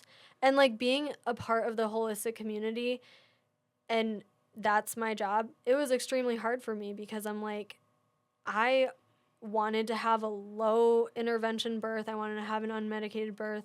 It just didn't happen for me. It wasn't in the cards. But I feel like now that I'm on the other side of it and I have all of this, experience that I hope no one else ever has to go through. Sure. I feel like I bring a different perspective. Western medicine has an agenda and has protocols. Yeah. And it has its place. I mean, 100%. I think Western medicine served you more than didn't serve you. Yeah, for sure. In the situation you just shared. Yeah. Yeah. But at the same time, going back to the point, it's okay to ask questions and to respectfully challenge, whether it's medically or educationally or societal. When did we stop thinking logically? When did we stop going? And I heard when I was young, my dad told us, he's just like, he said it like, you can kill your conscience if you stop listening to that voice. Eventually, you just don't even hear it anymore. Right. And so. So even if you're wrong, and I think we got to do things with grace and with peace. You got to follow peace for sure. Yeah. And it's hard to do that when you have a new baby and your emotions. And, because finding peace in those moments it's hard. Non-existent. Yeah. It doesn't exist. Yeah. And so I sympathize with that for sure. But I think that it's okay to ask questions. It should be okay. Yeah. Definitely. Your doctor, whether it's your primary as an adult or in this case your pediatrician, when again your emotions are so raw and it's a brand new little thing and you haven't showered in 3 days and you're like, I'm going out in public. I look like a mess. I feel like a mess. I'm in charge of this whole other person. Somebody put me in charge of this. Yeah. I think you should be allowed. I think that bedside manner for these doctors, even if they've been doing it for 50 years, 20 years, 30 years, or if they're brand new, I think that there's a human experience element to this. Yes. And that's what I like about what you do is that everything I hear about Haven is human. What is that human experience? What's that mom experience? What's that baby experience? And I think that that's huge. It's huge. In a world of no experiences, because we're all living on, we're all these fucking things. Yeah, we're all keyboard warriors. We don't know how to do this. No. And we're losing that experience with humans. Yeah. And losing that experience with ourselves and that connection with ourselves. So I dig what you're saying, dude. I think it's rad. And I really do. I think that Haven is an experience. And when I brainstormed my practice before it was even set in motion, that's what I wanted is from the second that you set up the appointment or you interact with me to getting to my office, to having your first appointment, all the way through whatever your goals are, that the whole thing is a personalized human experience. A positive experience. And a positive experience. Sure. And, I think that having someone that listens to you, that doesn't fit you into boxes, it's so important. Takes the time. Yeah. Is invested. Good for you. Yeah. I dig it. What's been the hardest part about marketing Haven? So many things. I feel like Okay, well, hit a couple. What are the biggest things? The biggest things I think are, I don't know, I do get a little bit of imposter syndrome sometimes of how am I qualified to do all of this and live out this dream and all of these things. So I think maybe some self-doubt creeps in. Sure. But I think, too, there are so many other great chiropractors that are in surrounding areas. And like you said, I mean, I don't know anyone that can live in the Tampa area and not drive far to go to anything. So it's like, Yeah, if we're about 15 to 25 minutes from anything. from anything. So Yeah. it's like, if you really value a practitioner, you're going to drive to see them. Sure. So proximity isn't necessarily always the gonna gain you people, Sure. you know? And I think that was the hard part, because I saw a disparity in the community that I lived in, and I was like, oh, my practice would be perfect here. And then as soon as I opened, 2 more other chiropractors that are doing Popped the up. same thing popped up, and you know, our marketing tactics were very similar. So Sure. it was really a struggle of, how do I set myself apart? What am I doing differently? Are people going to pick up on this and value this? Will people understand that I'm a mom trying to balance work, life, momhood, Sure. and that I'm just trying to do a career that I love and be there for my daughter and be a good wife and be a good friend and, you know, have that balance. Yeah, it's tough. It is It's tough. It's I tough. think, I mean, you said a couple of things there that were kind of, well, all of it was interesting, but a couple of things that stood out to me. One in particular is that, you know, Karissa, I think that competition's healthy. Mm-hmm. Differentiating yourself from those, the word competitor is weird, but, you know, they're competitors, so let's call it what it is. Mm-hmm. It's the name of the game. Yeah. And I think that one thing that when we were talking, you said, well, hey, listen, my priorities are, you know, I have my daughter. Yeah. My personal life is this, and that's my priority. And so I'm going to make work for this. Yeah. I loved hearing that. Yeah. Because it was kind of a breath of fresh air for me, because a lot of clients probably feel that way, but no one's ever said it. Yeah. And then it changed. It changed kind of like my approach to you, right? Yeah. Like as a client, I was like, oh, okay, shit. Like I'm trying to like, hey, let's do this, this, Yeah. and this, and this. And all these things made sense. And you're like, whoa, from a goals standpoint, sure. But also like from a priority, because goals and priorities are 2 different things. Yeah. And so from like a priority standpoint, you know. So, I mean, just like a little bit of background Sure. to hit on that. And, you know, I try to be transparent about my personal life too, with people in my circle, but with my patients too. And like, so everything that I went through, I can't have more children. So Harper is our one and only. So that's why it's such a priority to me. Like, yeah, it might be, why do you have to go to her swim class every Monday, Wednesday throughout the week? But it's like, I'm never going to get to do this again. And so I'm not willing to miss out on those things. Yes, I want to grow my business. Yes, I want to be fully invested, but that's fleeting, you know? Yeah, 100%. Yeah. So Holy shit. Yeah. Yeah. So I did not know that. Mm-hmm. So thank you for sharing that. You're welcome. I mean, Also, too, no, perspective. No, that matters. Yeah. And here's the thing. I think that, look, when you own your own business, man, there's no wrong way to do it. no, and the thing is, that's why everyone goes on to own their own business, is because they want The flexibility. They want to be able to do what they want when they want to do it. And it just so happens that what I want to do is go to my daughter's swim class twice a week. So, Sure. you know. Yeah, so if I'm closed a couple days a week, it is what it is. Yeah. I think, you know what it is? I've had a perception shift in this moment. I think it's like it's exclusivity. Yes. Because that's marketing. It's not what it is, it's what you say it is, right? And so it sounds like you have really limited availability Yeah. because you're exclusive. I'm exclusive, but the thing is, like, for the people that have walked through my doors, my hours have never been a problem. Sure. They've always, you know, my mornings are my busiest time. And you would think, like, who's out at 10 a.m. on a Tuesday, you know, on a Wednesday, like, taking their kid to the chiropractor? A lot of people. A lot of moms. A lot of moms. Yeah. Yeah, so. Yeah, we had to come see you on a weekend though. Yeah. And thank you again for That's okay. And that's, again, too, like, willing to work with you. Like, talk to me. I have a mom right now. Her daughter's in swim class. She does basketball.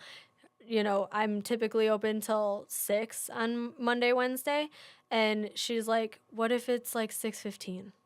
I'm like, Nope, sorry. nope, sorry, 15 minutes, gonna kill me. No, I'm like, Sure. of course. Yeah. She'll text me and she'll be like, ETA is 6:04. I'm like, girl, Yeah, I'm dude. here. I'm here. Get Like, here I'm when not you're gonna shut right. up the office just because you're you know? Get here safe. Like, I'm yeah. here. Yeah. Yeah, So, that's really cool though. I think that lends itself to the personal approach you have, yeah. the human approach that you have, because I think what you do is very human. It's very unique to the human, and that's really, really cool. Yeah. From a marketing standpoint, what's the dumbest thing you think you've spent money on? Facebook ads. You know that I was going to say that. I don't know. I mean, I know I'm not the only person on the face of the planet to like pay for Facebook ads and fail Sure. or like flop. But yeah, I don't know. I don't think that technology or the algorithms have really caught up with wellness practices and like what we're trying to promote. Sure. And so there's so many guidelines. Like I know we talk about this because I put myself in Google jail and I called Justin and I was like, help me, I don't know what I'm doing. I put myself in Google jail and now I'm banned from Google ads. And Not anymore. We fixed it. we fixed it. You're fixed. Yeah. I'm fixed. But Yeah.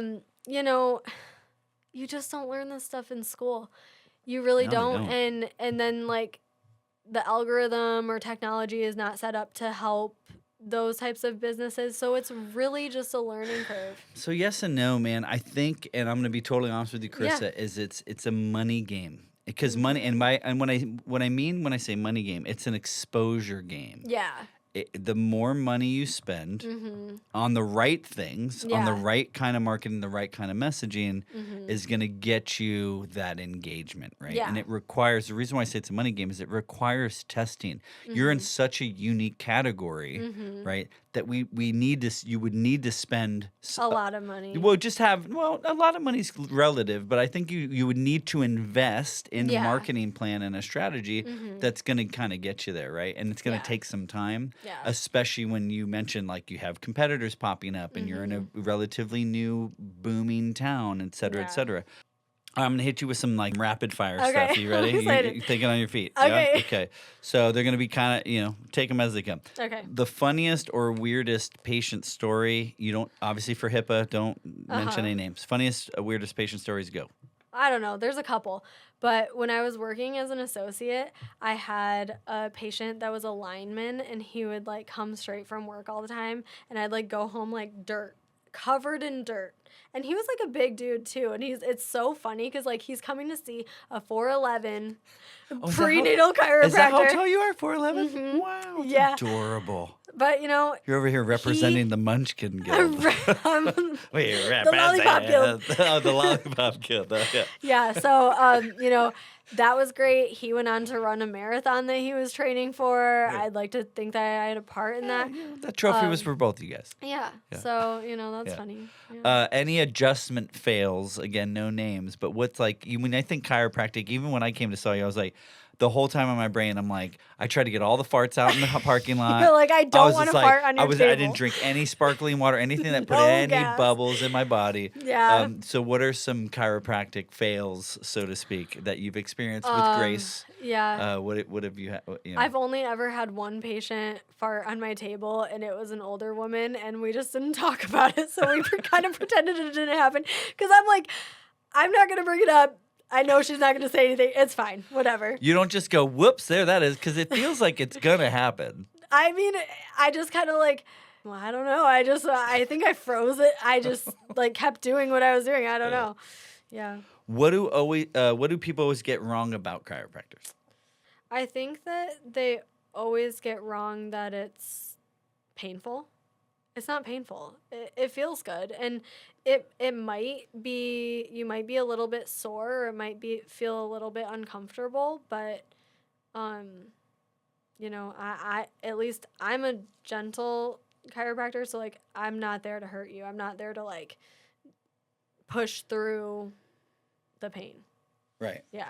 Yeah, we touched on this earlier. I want to touch on it now. So a big trend because of ASMR and then also the industry of chiropractic. There's a lot of like clip the mic to the dude's back and get the crack and get the sound. And I then, get it. And then It's put the clickbait. Velcro choke rip.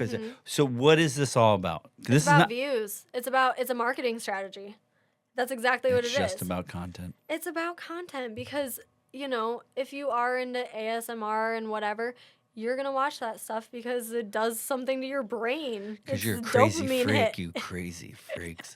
Because, I mean, I don't know anyone that But can is watch it that and be like, medicine? well, that isn't cool, you know? No, but is it but they're performing a service. Is there Yeah. any validity to this service, like the neck Definitely. thing? What are they doing, or Well, what are they trying to do with that? So, when I was in chiropractic school, that move was called the ring dinger, and I don't perform that. Why but- don't you perform that? Because one, it takes a They're very babies. skilled, well, yeah, they're children. No, it takes a very skilled chiropractor to do that, and I don't feel confident doing it, so I'm not going to do it because then But I what are know patients will feel how my Sure. lack of confidence. Jacked them up. But what is it even? What is basically- the solve? What are they doing? You're gapping joints. So when you gap joints, that nitrous gas escapes. Basically, you're trying to get the most amount of cracks with the least amount of effort. But basically what it's doing is it's decompressing your spine. So like in the world we live in, we have gravity pulling down on us every day. We sit in chairs. We have this forward neck posture. So it's just like pounds of pressure on our spine. And what it's trying to do is relieve some of that pressure. And so there is validity to it. It is decompressing your spine. It's taking some of that pressure away. But like there's so much that goes into it. You have Sure. to like relax your tongue. Don't clench your teeth because they are pulling up. The Y strap, we're not taught to use that. At least the chiropractic school I went to, we weren't taught to use that. So I would never be like, oh, I'm going to buy this thing, use it in practice, even though I never learned how to use it. No. So that's. Well, and that's the other question. How do you train for that? How many people did you hurt before you got it right? Right. Or, Shady, dude. you have to really. Shady. You have to really kind of like feel your patients out because if you have someone that's on your table that has even like the least amount of anxiety, if they clench up in that moment, it's going to hurt them. I mean, and I try to do, I have my techniques and my secrets of like how to get people to relax for an adjustment. Because yeah, if they're guarding, I'm not going to push through that. And I tell people straight up, you know, I do manual hands-on adjustments, but if your muscles are fighting me, I'm not going to push through it because it's not going to feel good for you and it's not good for me. Right. So I tell them like, lose, yeah. I might use my that spring-loaded adjusting tool I Yeah. have. I might do some, soft tissue or something like that just to distract your brain. And once your body feels more comfortable being around me and like letting me touch you, then maybe we can try that. Do you find that a lot, that people don't like you touching them? No. Yeah. I have people that straight up come to me and they're like, I'm afraid for you to crack my neck. And I'm like, that's okay. We don't have to crack your, I don't really say that, but we don't have to adjust Sure. your neck today. I can use my clicker. I can use different techniques. If you want to work up to a manual adjustment, just let me know. And they're like, no, that's okay. Like, just talk me through it. And I do, and everything's cool. And then they leave and they feel good. Yeah. I don't know. They feel great. Yeah. Yeah. I think a lot of people think that chiropractors are just for back pain Yeah. or neck pain or whatever, but it's more than that. It's more than that.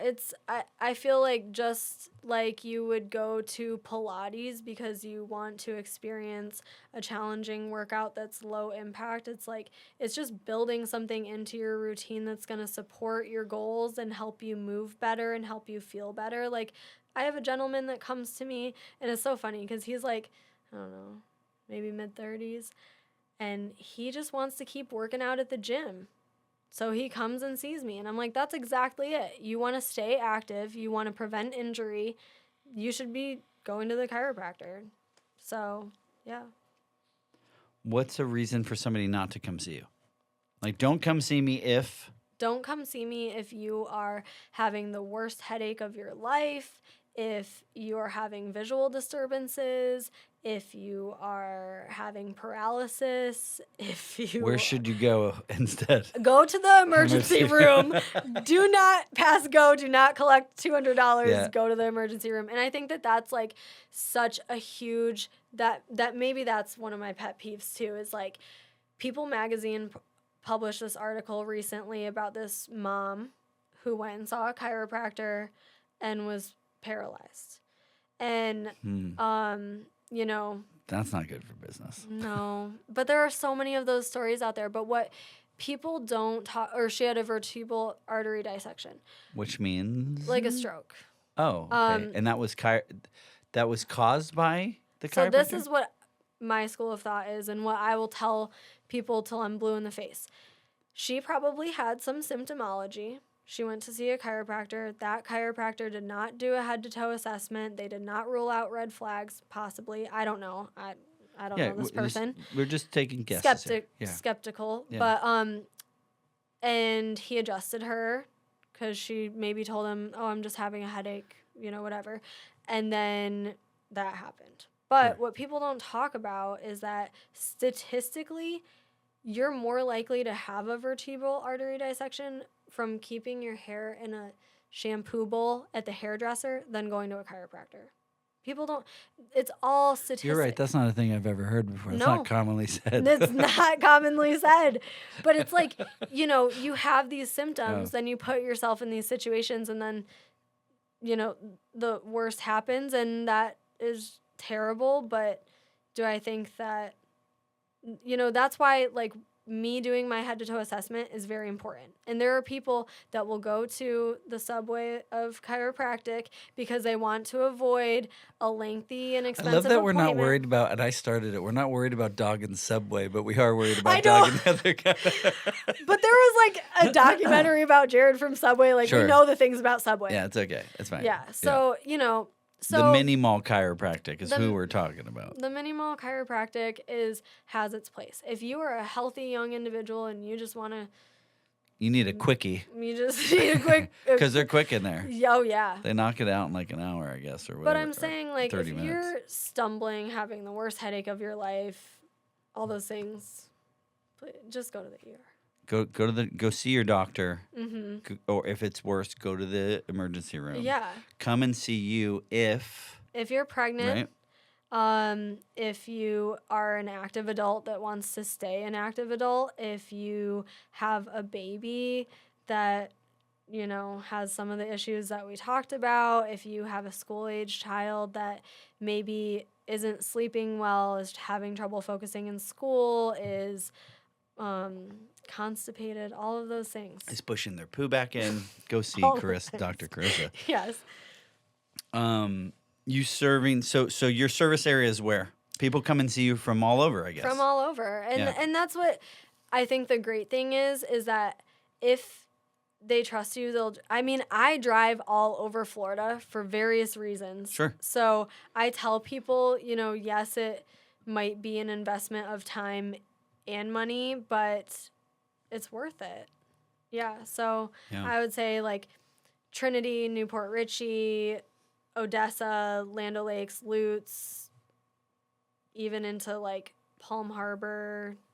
Yeah. That's right. Hey, I'm a Palm Harbor. I know. I'm not just a friend. I am a patient one time. I will do it again, I promise. You've been doing it even when you worked at the other practice and then school and training and all that. Are you seeing a trend maybe in, like, the types of conditions that are there? Yeah. Are there? You understand what I'm trying to ask, I guess. Are there conditions that are more prevalent than others? Mm-hmm. And what are those? Like, what are you noticing as far as, like, health trends that you're treating? Migraines are a huge thing. Painful periods. You know, sciatic pain is always one of those things, and I feel like I try to do a really good job about educating patients about true sciatica versus sciatic-like pain. So I think a lot of it lies in the education of what's going on with their body, where is this coming from. But yeah, migraines, trouble sleeping, pain with certain movements, you know, but pain with pregnancy is always consistent. It's always low back pain, sciatic pain, you know, maybe symphysis pubis dysfunction where, like, they're having that pointed That's pubic the worst pain. kind. The symphysis pubis yeah. I just remember Pam just whining about it. Her dogs were barking. It hurts. It's not fun. I'm just being silly. Silly goose. What should people like me or anybody, be doing more of, less of daily to kind of keep your bones and your minds and everything working? Functioning. Yeah. What's a good daily regimen? I always have people asking me if they should be cracking their backs at home. And the long and short of it is no. I mean, you already know the answer to that before you asked me. You only asked me because you're looking for confirmation. I know, you want confirmation that it's okay. I'm not going to tell you that it's okay, but what I will say about it is that when you're doing that, so your spine is one connected piece of equipment. You have parts of your spine that are happy to move. You have parts of your spine that are restricted. What I'm trained to do is point out and specify those restricted segments. What you're doing when you're cracking your back at home is you're moving the happy to move segments, the hypermobile segments. So you're just making them more happy to move, and you're keeping the restricted parts restricted. So you're further perpetuating the problem. So what I would suggest is keep stretching. If you stretch and something pops, that's common. That happens to everyone. And that's just, again, you're gapping the joint, gas is going to escape. It's normal. But what I would say is don't add the thrust, like this thing, and then adding the thrust. What about the move that. we used to do where you'd like put your arms like this and somebody come up behind you and just straight. Yeah, that's bad. No, don't do that. And then the shake too. Yeah, the shake. It's like so horrible. Because it's like, again, how specific is that being? And like, yes, it might help in the moment, but I'll tell you a funny story. Okay, I like funny stories. Before I started chiropractic school, my dad was walking on my mom's back or cracking my mom's back, broke her rib. Yeah, damn. I know. So don't do that at home. Because he was full weight in it. No, he wasn't. I mean, he was using 1 foot. But still, he still broke it. Whatever, yeah. Broke her rib. Mm-hmm. Ribs are fragile. Don't do it. Yeah. Not into that. One piece of advice you give to every mom, go. Oh, follow your gut. Follow your gut. I like it. Yep. And then tell us again, where are people going to find Dr. Karissa in Haven? Look at this camera and tell them where to go.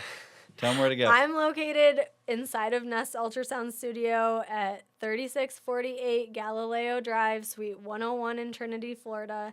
It's just a cozy spot. I think the move that you made, while not intentional, I think it's serendipitous that you partnered, that you're sharing a space with Nest. I know. I think that's really, really rad. It's adjacent.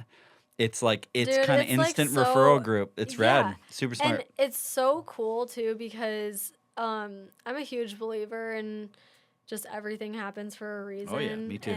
And I always tell my moms, follow your gut. Intuition's a huge thing. And I feel like someone was asking me today, actually, how, like, me and being a Nest came to be. And it's funny because Kayla and I, like, our paths kept crossing, not by, our design. Unnatural. Well, not unnaturally, but unintentional. Unintentionally, our paths kept crossing. And my building that I was renting space in caught fire. I mean... Like 3 months after you... 3 months into practice. And, like, there's, like, normal shit you go through as a business owner where you're, like... Yeah, that's pretty unique. Yeah, but yeah, I definitely was not expecting that. I'm not a I told you so guy, but I'm going to say something. Okay. Do you remember what I said to you the first time I came to your office about this space? You were like, I said, hey, dude. Remember, I was like, what are you paying over here? Mm-hmm. And you were like, X. And I was like, you could get a whole... Now, again, I'm not dogging your space. Your space was rad. No, I mean, the amenities, you were paying for the amenities. Your space was dope. Yeah.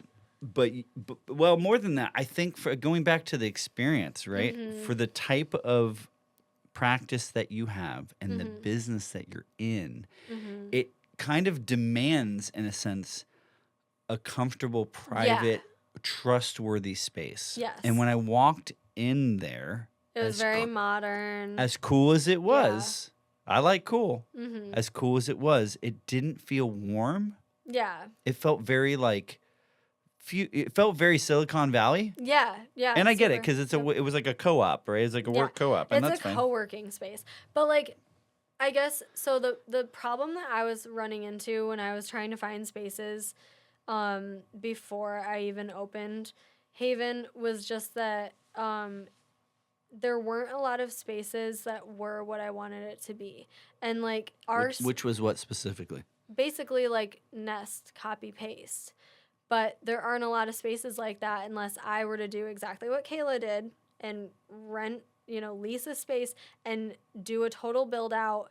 And I mean, I just didn't have the time or the resources for that. Sure. So I was trying to find a room to rent. I just needed a room. And I looked at a lot of spaces, but they were very much like towards that weird chiropractor stereotype of like it's a dark room, no windows, Sure. weird, gross, like weird carpet next to a vape store. Yeah, and I'm like, there was actually a space that was in like a I won't even say it, but sounds like a bails bondsman. It just was bad. There were no good spaces unless I wanted to do a complete and total build out. Yeah, giant leap of faith. Yeah, and I had worked as an associate in a building where there were other like birth network providers, like a mental health counselor, a lactation consultant, pelvic floor. So that's really what I wanted to be in, but there was nothing like that up where I was looking. So I thought, okay, I'm going to rent a room in a space where there are a lot of amenities. I don't have to pay for cleaning, printing, anything like that. I'm just renting a room. Sure. And it worked for what it worked for. I think it was like an intro to being a grown up. Yeah. Dabbling in business ownership. I will say this, welcome home, because I Thank you. think that this area is great for what you're doing. I don't know the details of you and Nest and how long that'll last. Hopefully it lasts as long as it needs to. But maybe even forever. But the great thing is that I feel like Kayla is no bullshit. She's rad. Yeah, she's great. Like super rad. There's no passive aggressiveness or like tiptoeing. Like she's very honest. I'm very honest. We communicate with each other. She's very kind. She's very open.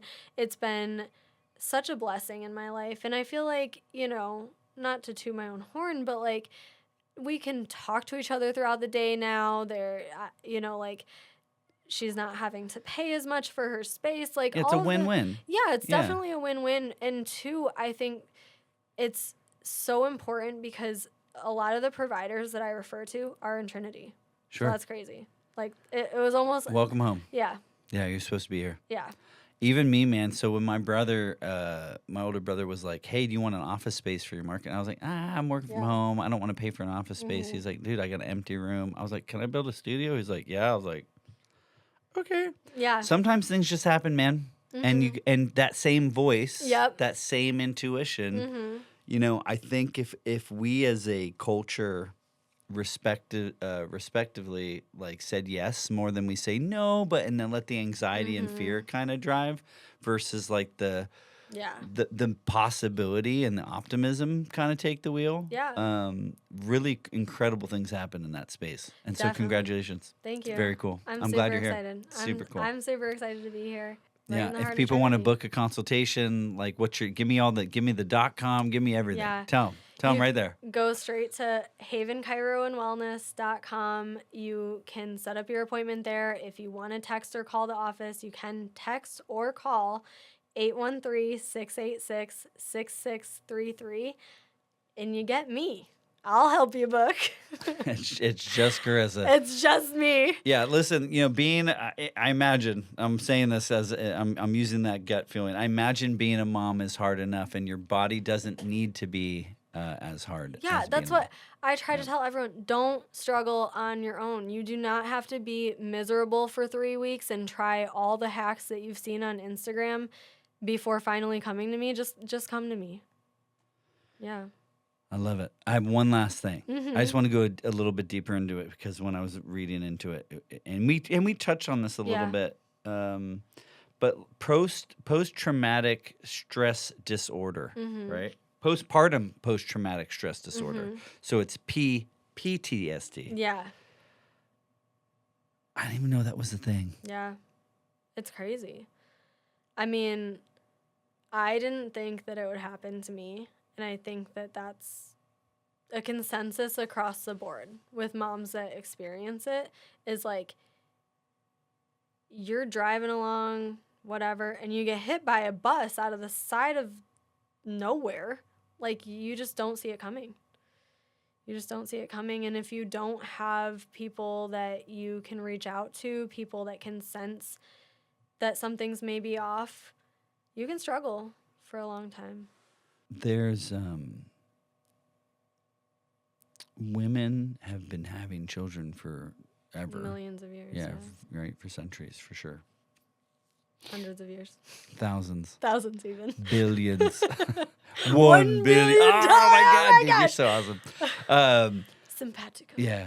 So what is it that this shit was always there and we didn't know what to call it? Mm-hmm. Is it so? Yes, that. Oh, yeah. Is it sure. also too? And I'm not trying to be offensive when I ask that. Have we as a culture maybe gotten more sensitive? Is it diet? Is it environment? Is it all these things where we used to be a lot thicker skinned and tougher and more like I think so. a little bit more FU? And I'm not saying I'm not shitty. No, that's understand what I'm definitely saying. not I'm not bad. shitting no, on not anybody. at all. I'm That's just not a bad thing. Yeah. But I think it just wasn't talked about. So when women would experience this, and in the culture back in the day, like maybe the men weren't so involved, so they didn't feel like they could lean on their partner and tell their partner, hey, this is some really wacky shit going through my brain. Because I know, like, me, I'd sit there and tell Steve, like, I'm really not proud to admit this to you, and I'm kind of scared, so I feel like I have to tell you this stuff or else I'm going to go crazy. But I think if you don't have a partner like that, you don't have people that you can be truly the honest nest with. of trust and the comfort. Yeah. Yeah, I mean, the it's support tough. system. Yeah, and I think that it was always there, but maybe women just kind of like went on with it until either they succumb to it or it passes. I don't know. Or they were on medication and they didn't tell anyone. Because I think that that's a thing too. Yeah, one thing I was reading about it, and again, just today, so I'm not even an expert. Mm-hmm. Not only am I a man talking about women stuff, I have no reason to even speak these words. I'm in complete grace of you and all women that go through this. And thanks for being cool about it. Yeah. But one thing I was reading was that postpartum depression, the root is trauma. It's not necessarily mood imbalance. Mm-hmm. So it could be, obviously, there's a huge, hormone dump. Yeah. Right? And so much so that there's all these things like, oh, eat the, I heard stories about dudes like making, or not dudes, but, people making placenta soup. Yeah. Or taking placenta, you can. And encapsulated placenta. We did that. I know. And, I wish I would have done that. I don't even know what happened. You'd have to get with Pam on the specifics because I think, again, as a guy, there's a disconnect. It's crazy. You can take a cooler to the hospital. No, we did it. Yeah. I mean, it's crazy. And they looked at us like, are you sure? And we're like, yep. And You're like, yep, okay. I'm taking this thing. And then we sent that to a place, and then we came back with these pills. It could have just been cayenne pepper and that shit. I don't Honestly, know. I didn't if take it's placebo effect, I don't even care. Because that's a real thing. Oh, for sure. Yeah. For sure. Yeah. And that's half the thing is like that's a huge thing in chiropractic. If you're going, into an appointment and you don't think it's going to work, you're already dead set that it's not going to work. Yeah, but that's not unique to your field. No, it's any field. But if you go to a restaurant, you think, well, I heard this restaurant. Or a movie. Yeah. If you go, I'll say movies because that seems more relevant. Well, I guess they're both fucking relevant. But whatever. I have a sibling chat. There's a bunch of us, and it'll be like, hey, don't go see this movie. It was shitty. Yeah. And so then you go in with this predisposition of like, this movie's going to be shitty. And sometimes you're like, this movie's actually fucking great. Yeah. Sometimes you have the reverse effect. Reverse placebo. Yeah. Oh, double reverse placebo. Double blind studies. Exactly. I don't know. But no, I mean, I'm saying like, yeah. But I think with, there's so much that you can do now to set yourself up for success for postpartum. And there's resources that you can go to, but I think do your research about postpartum while you're still pregnant before you even think about having kids even, and really like set yourself up for success. Yeah, emotionally and mentally prepare for what could not is always going to, because some women have babies, no problems, right? Yeah. It's not a death sentence. Not No. everybody's going to get it, right? No. But I did read that like a lot of moms suffer in silence, especially because of like they feel guilty. The baby's healthy. Why am I feeling this way? Yeah, and right? And a lot of it too has to do with perception of other people. And I remember like after everything that we went through, people are like, but you and baby are okay. And it's like, yes, that's very true and that's very important. But there's so much mentally that went on there. Like everyone talks about postpartum being this like golden hour period. You get this bonding time with your baby. Well, I can tell you for a fact, if you're driving back and forth to the hospital because you're septic and, you get admitted and all these different things, you don't get that golden hour. Yeah, and your baby's in the NICU. You kind of miss out on that a little bit. And then it's like, it's not just that you had the traumatic birth. It's not just that you're missing the golden hour. It's all of these things combined. And so I think that people try to attribute it to, it's one thing is going to cause and affect this, and that's not really it. Sure. There's a lot, that goes into it. Well, and again, that stuff's kind of service level, right? Yeah. It's saying that, like, well, you should be grateful. Everybody's alive, and it's like, yeah, but dude, what I'm understanding from this conversation, and again about some shit that I read, is that like, it's an onion, man. Oh, it's the total It's an onion, and women are onions anyways, if you don't mind me saying. For sure. Like guys are simple. It's like Dave Chappelle had this joke. It was like, make me a sandwich, don't talk so much, and play, and then pleasure me. Yeah. Right? It's his joke. Do the things. Where like women duties. are just like, what's wrong? Nothing. It's like, oh, okay. It's like, well, there is something wrong. I know. And it's so like, you're like, is it that I'm breathing too loud? Sure, exactly. Is it that I didn't? My laundry sitting on the floor in the bathroom. Exactly. Like, what is it? What is it? And it's like, and it could be anything. Could be all of them. Could be nothing. Yeah, and that's the mystery. But anyways, dude, I'm so grateful that you came today. Thank you. I'm super grateful. I feel like, who would have thought? Not me. Actually, no, kind of me. That's why I started definitely it. I kind of had an inkling that the goal for me. Selfishly, the goal for me is to promote my own shit. Sure. Yeah. But in doing that, it's kind of becoming not really about me. Yeah. And I think in my experience, and I know this to be true, and I fight it every time. But in my experience, if you do things for other people, the universe or the Lord or whatever you want to call it, I have a name for him. Yeah.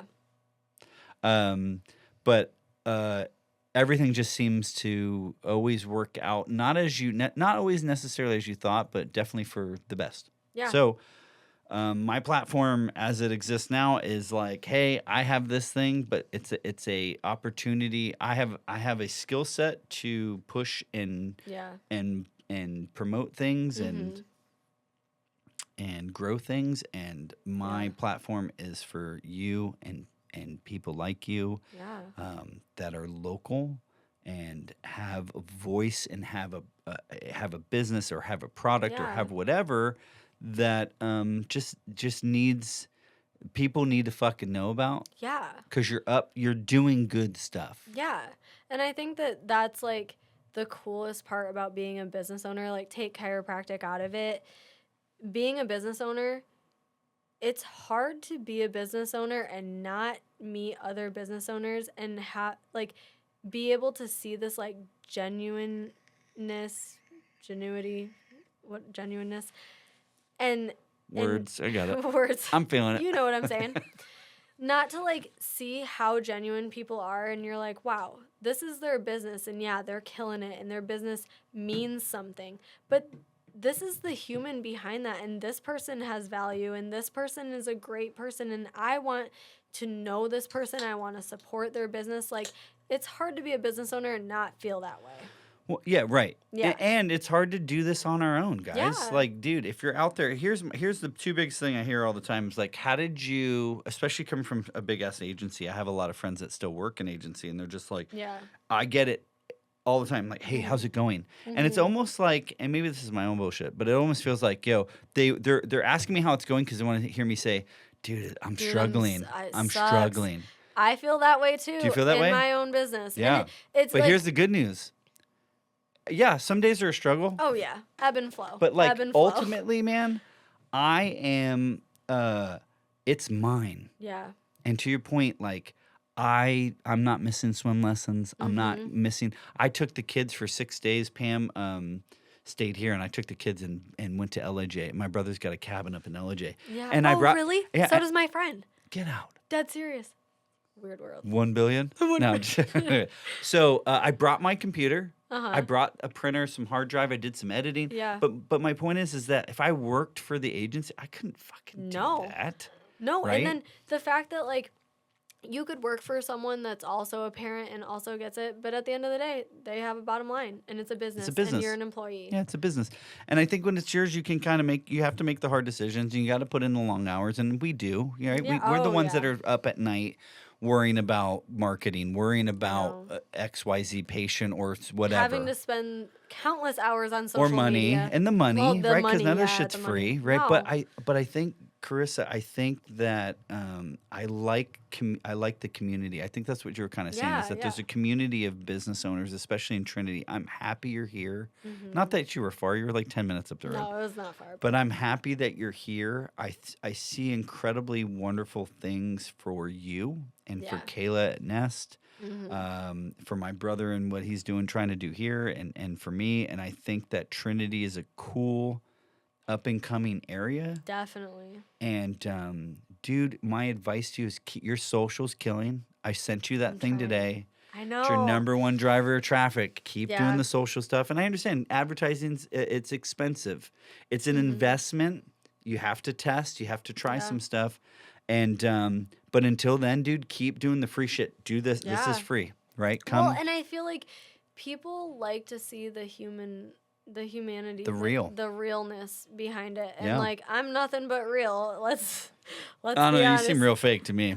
No, I'm just joking. You're awesome. Yeah. No, but you're right. I think that especially in what you're doing is, and when I hear the word holistic, I hear real, honest, natural, right? And I think that this type of content for you specifically and for Kayla, you know, is going to be like, you know, I think I want to believe that that in a community, the community matters. Yeah.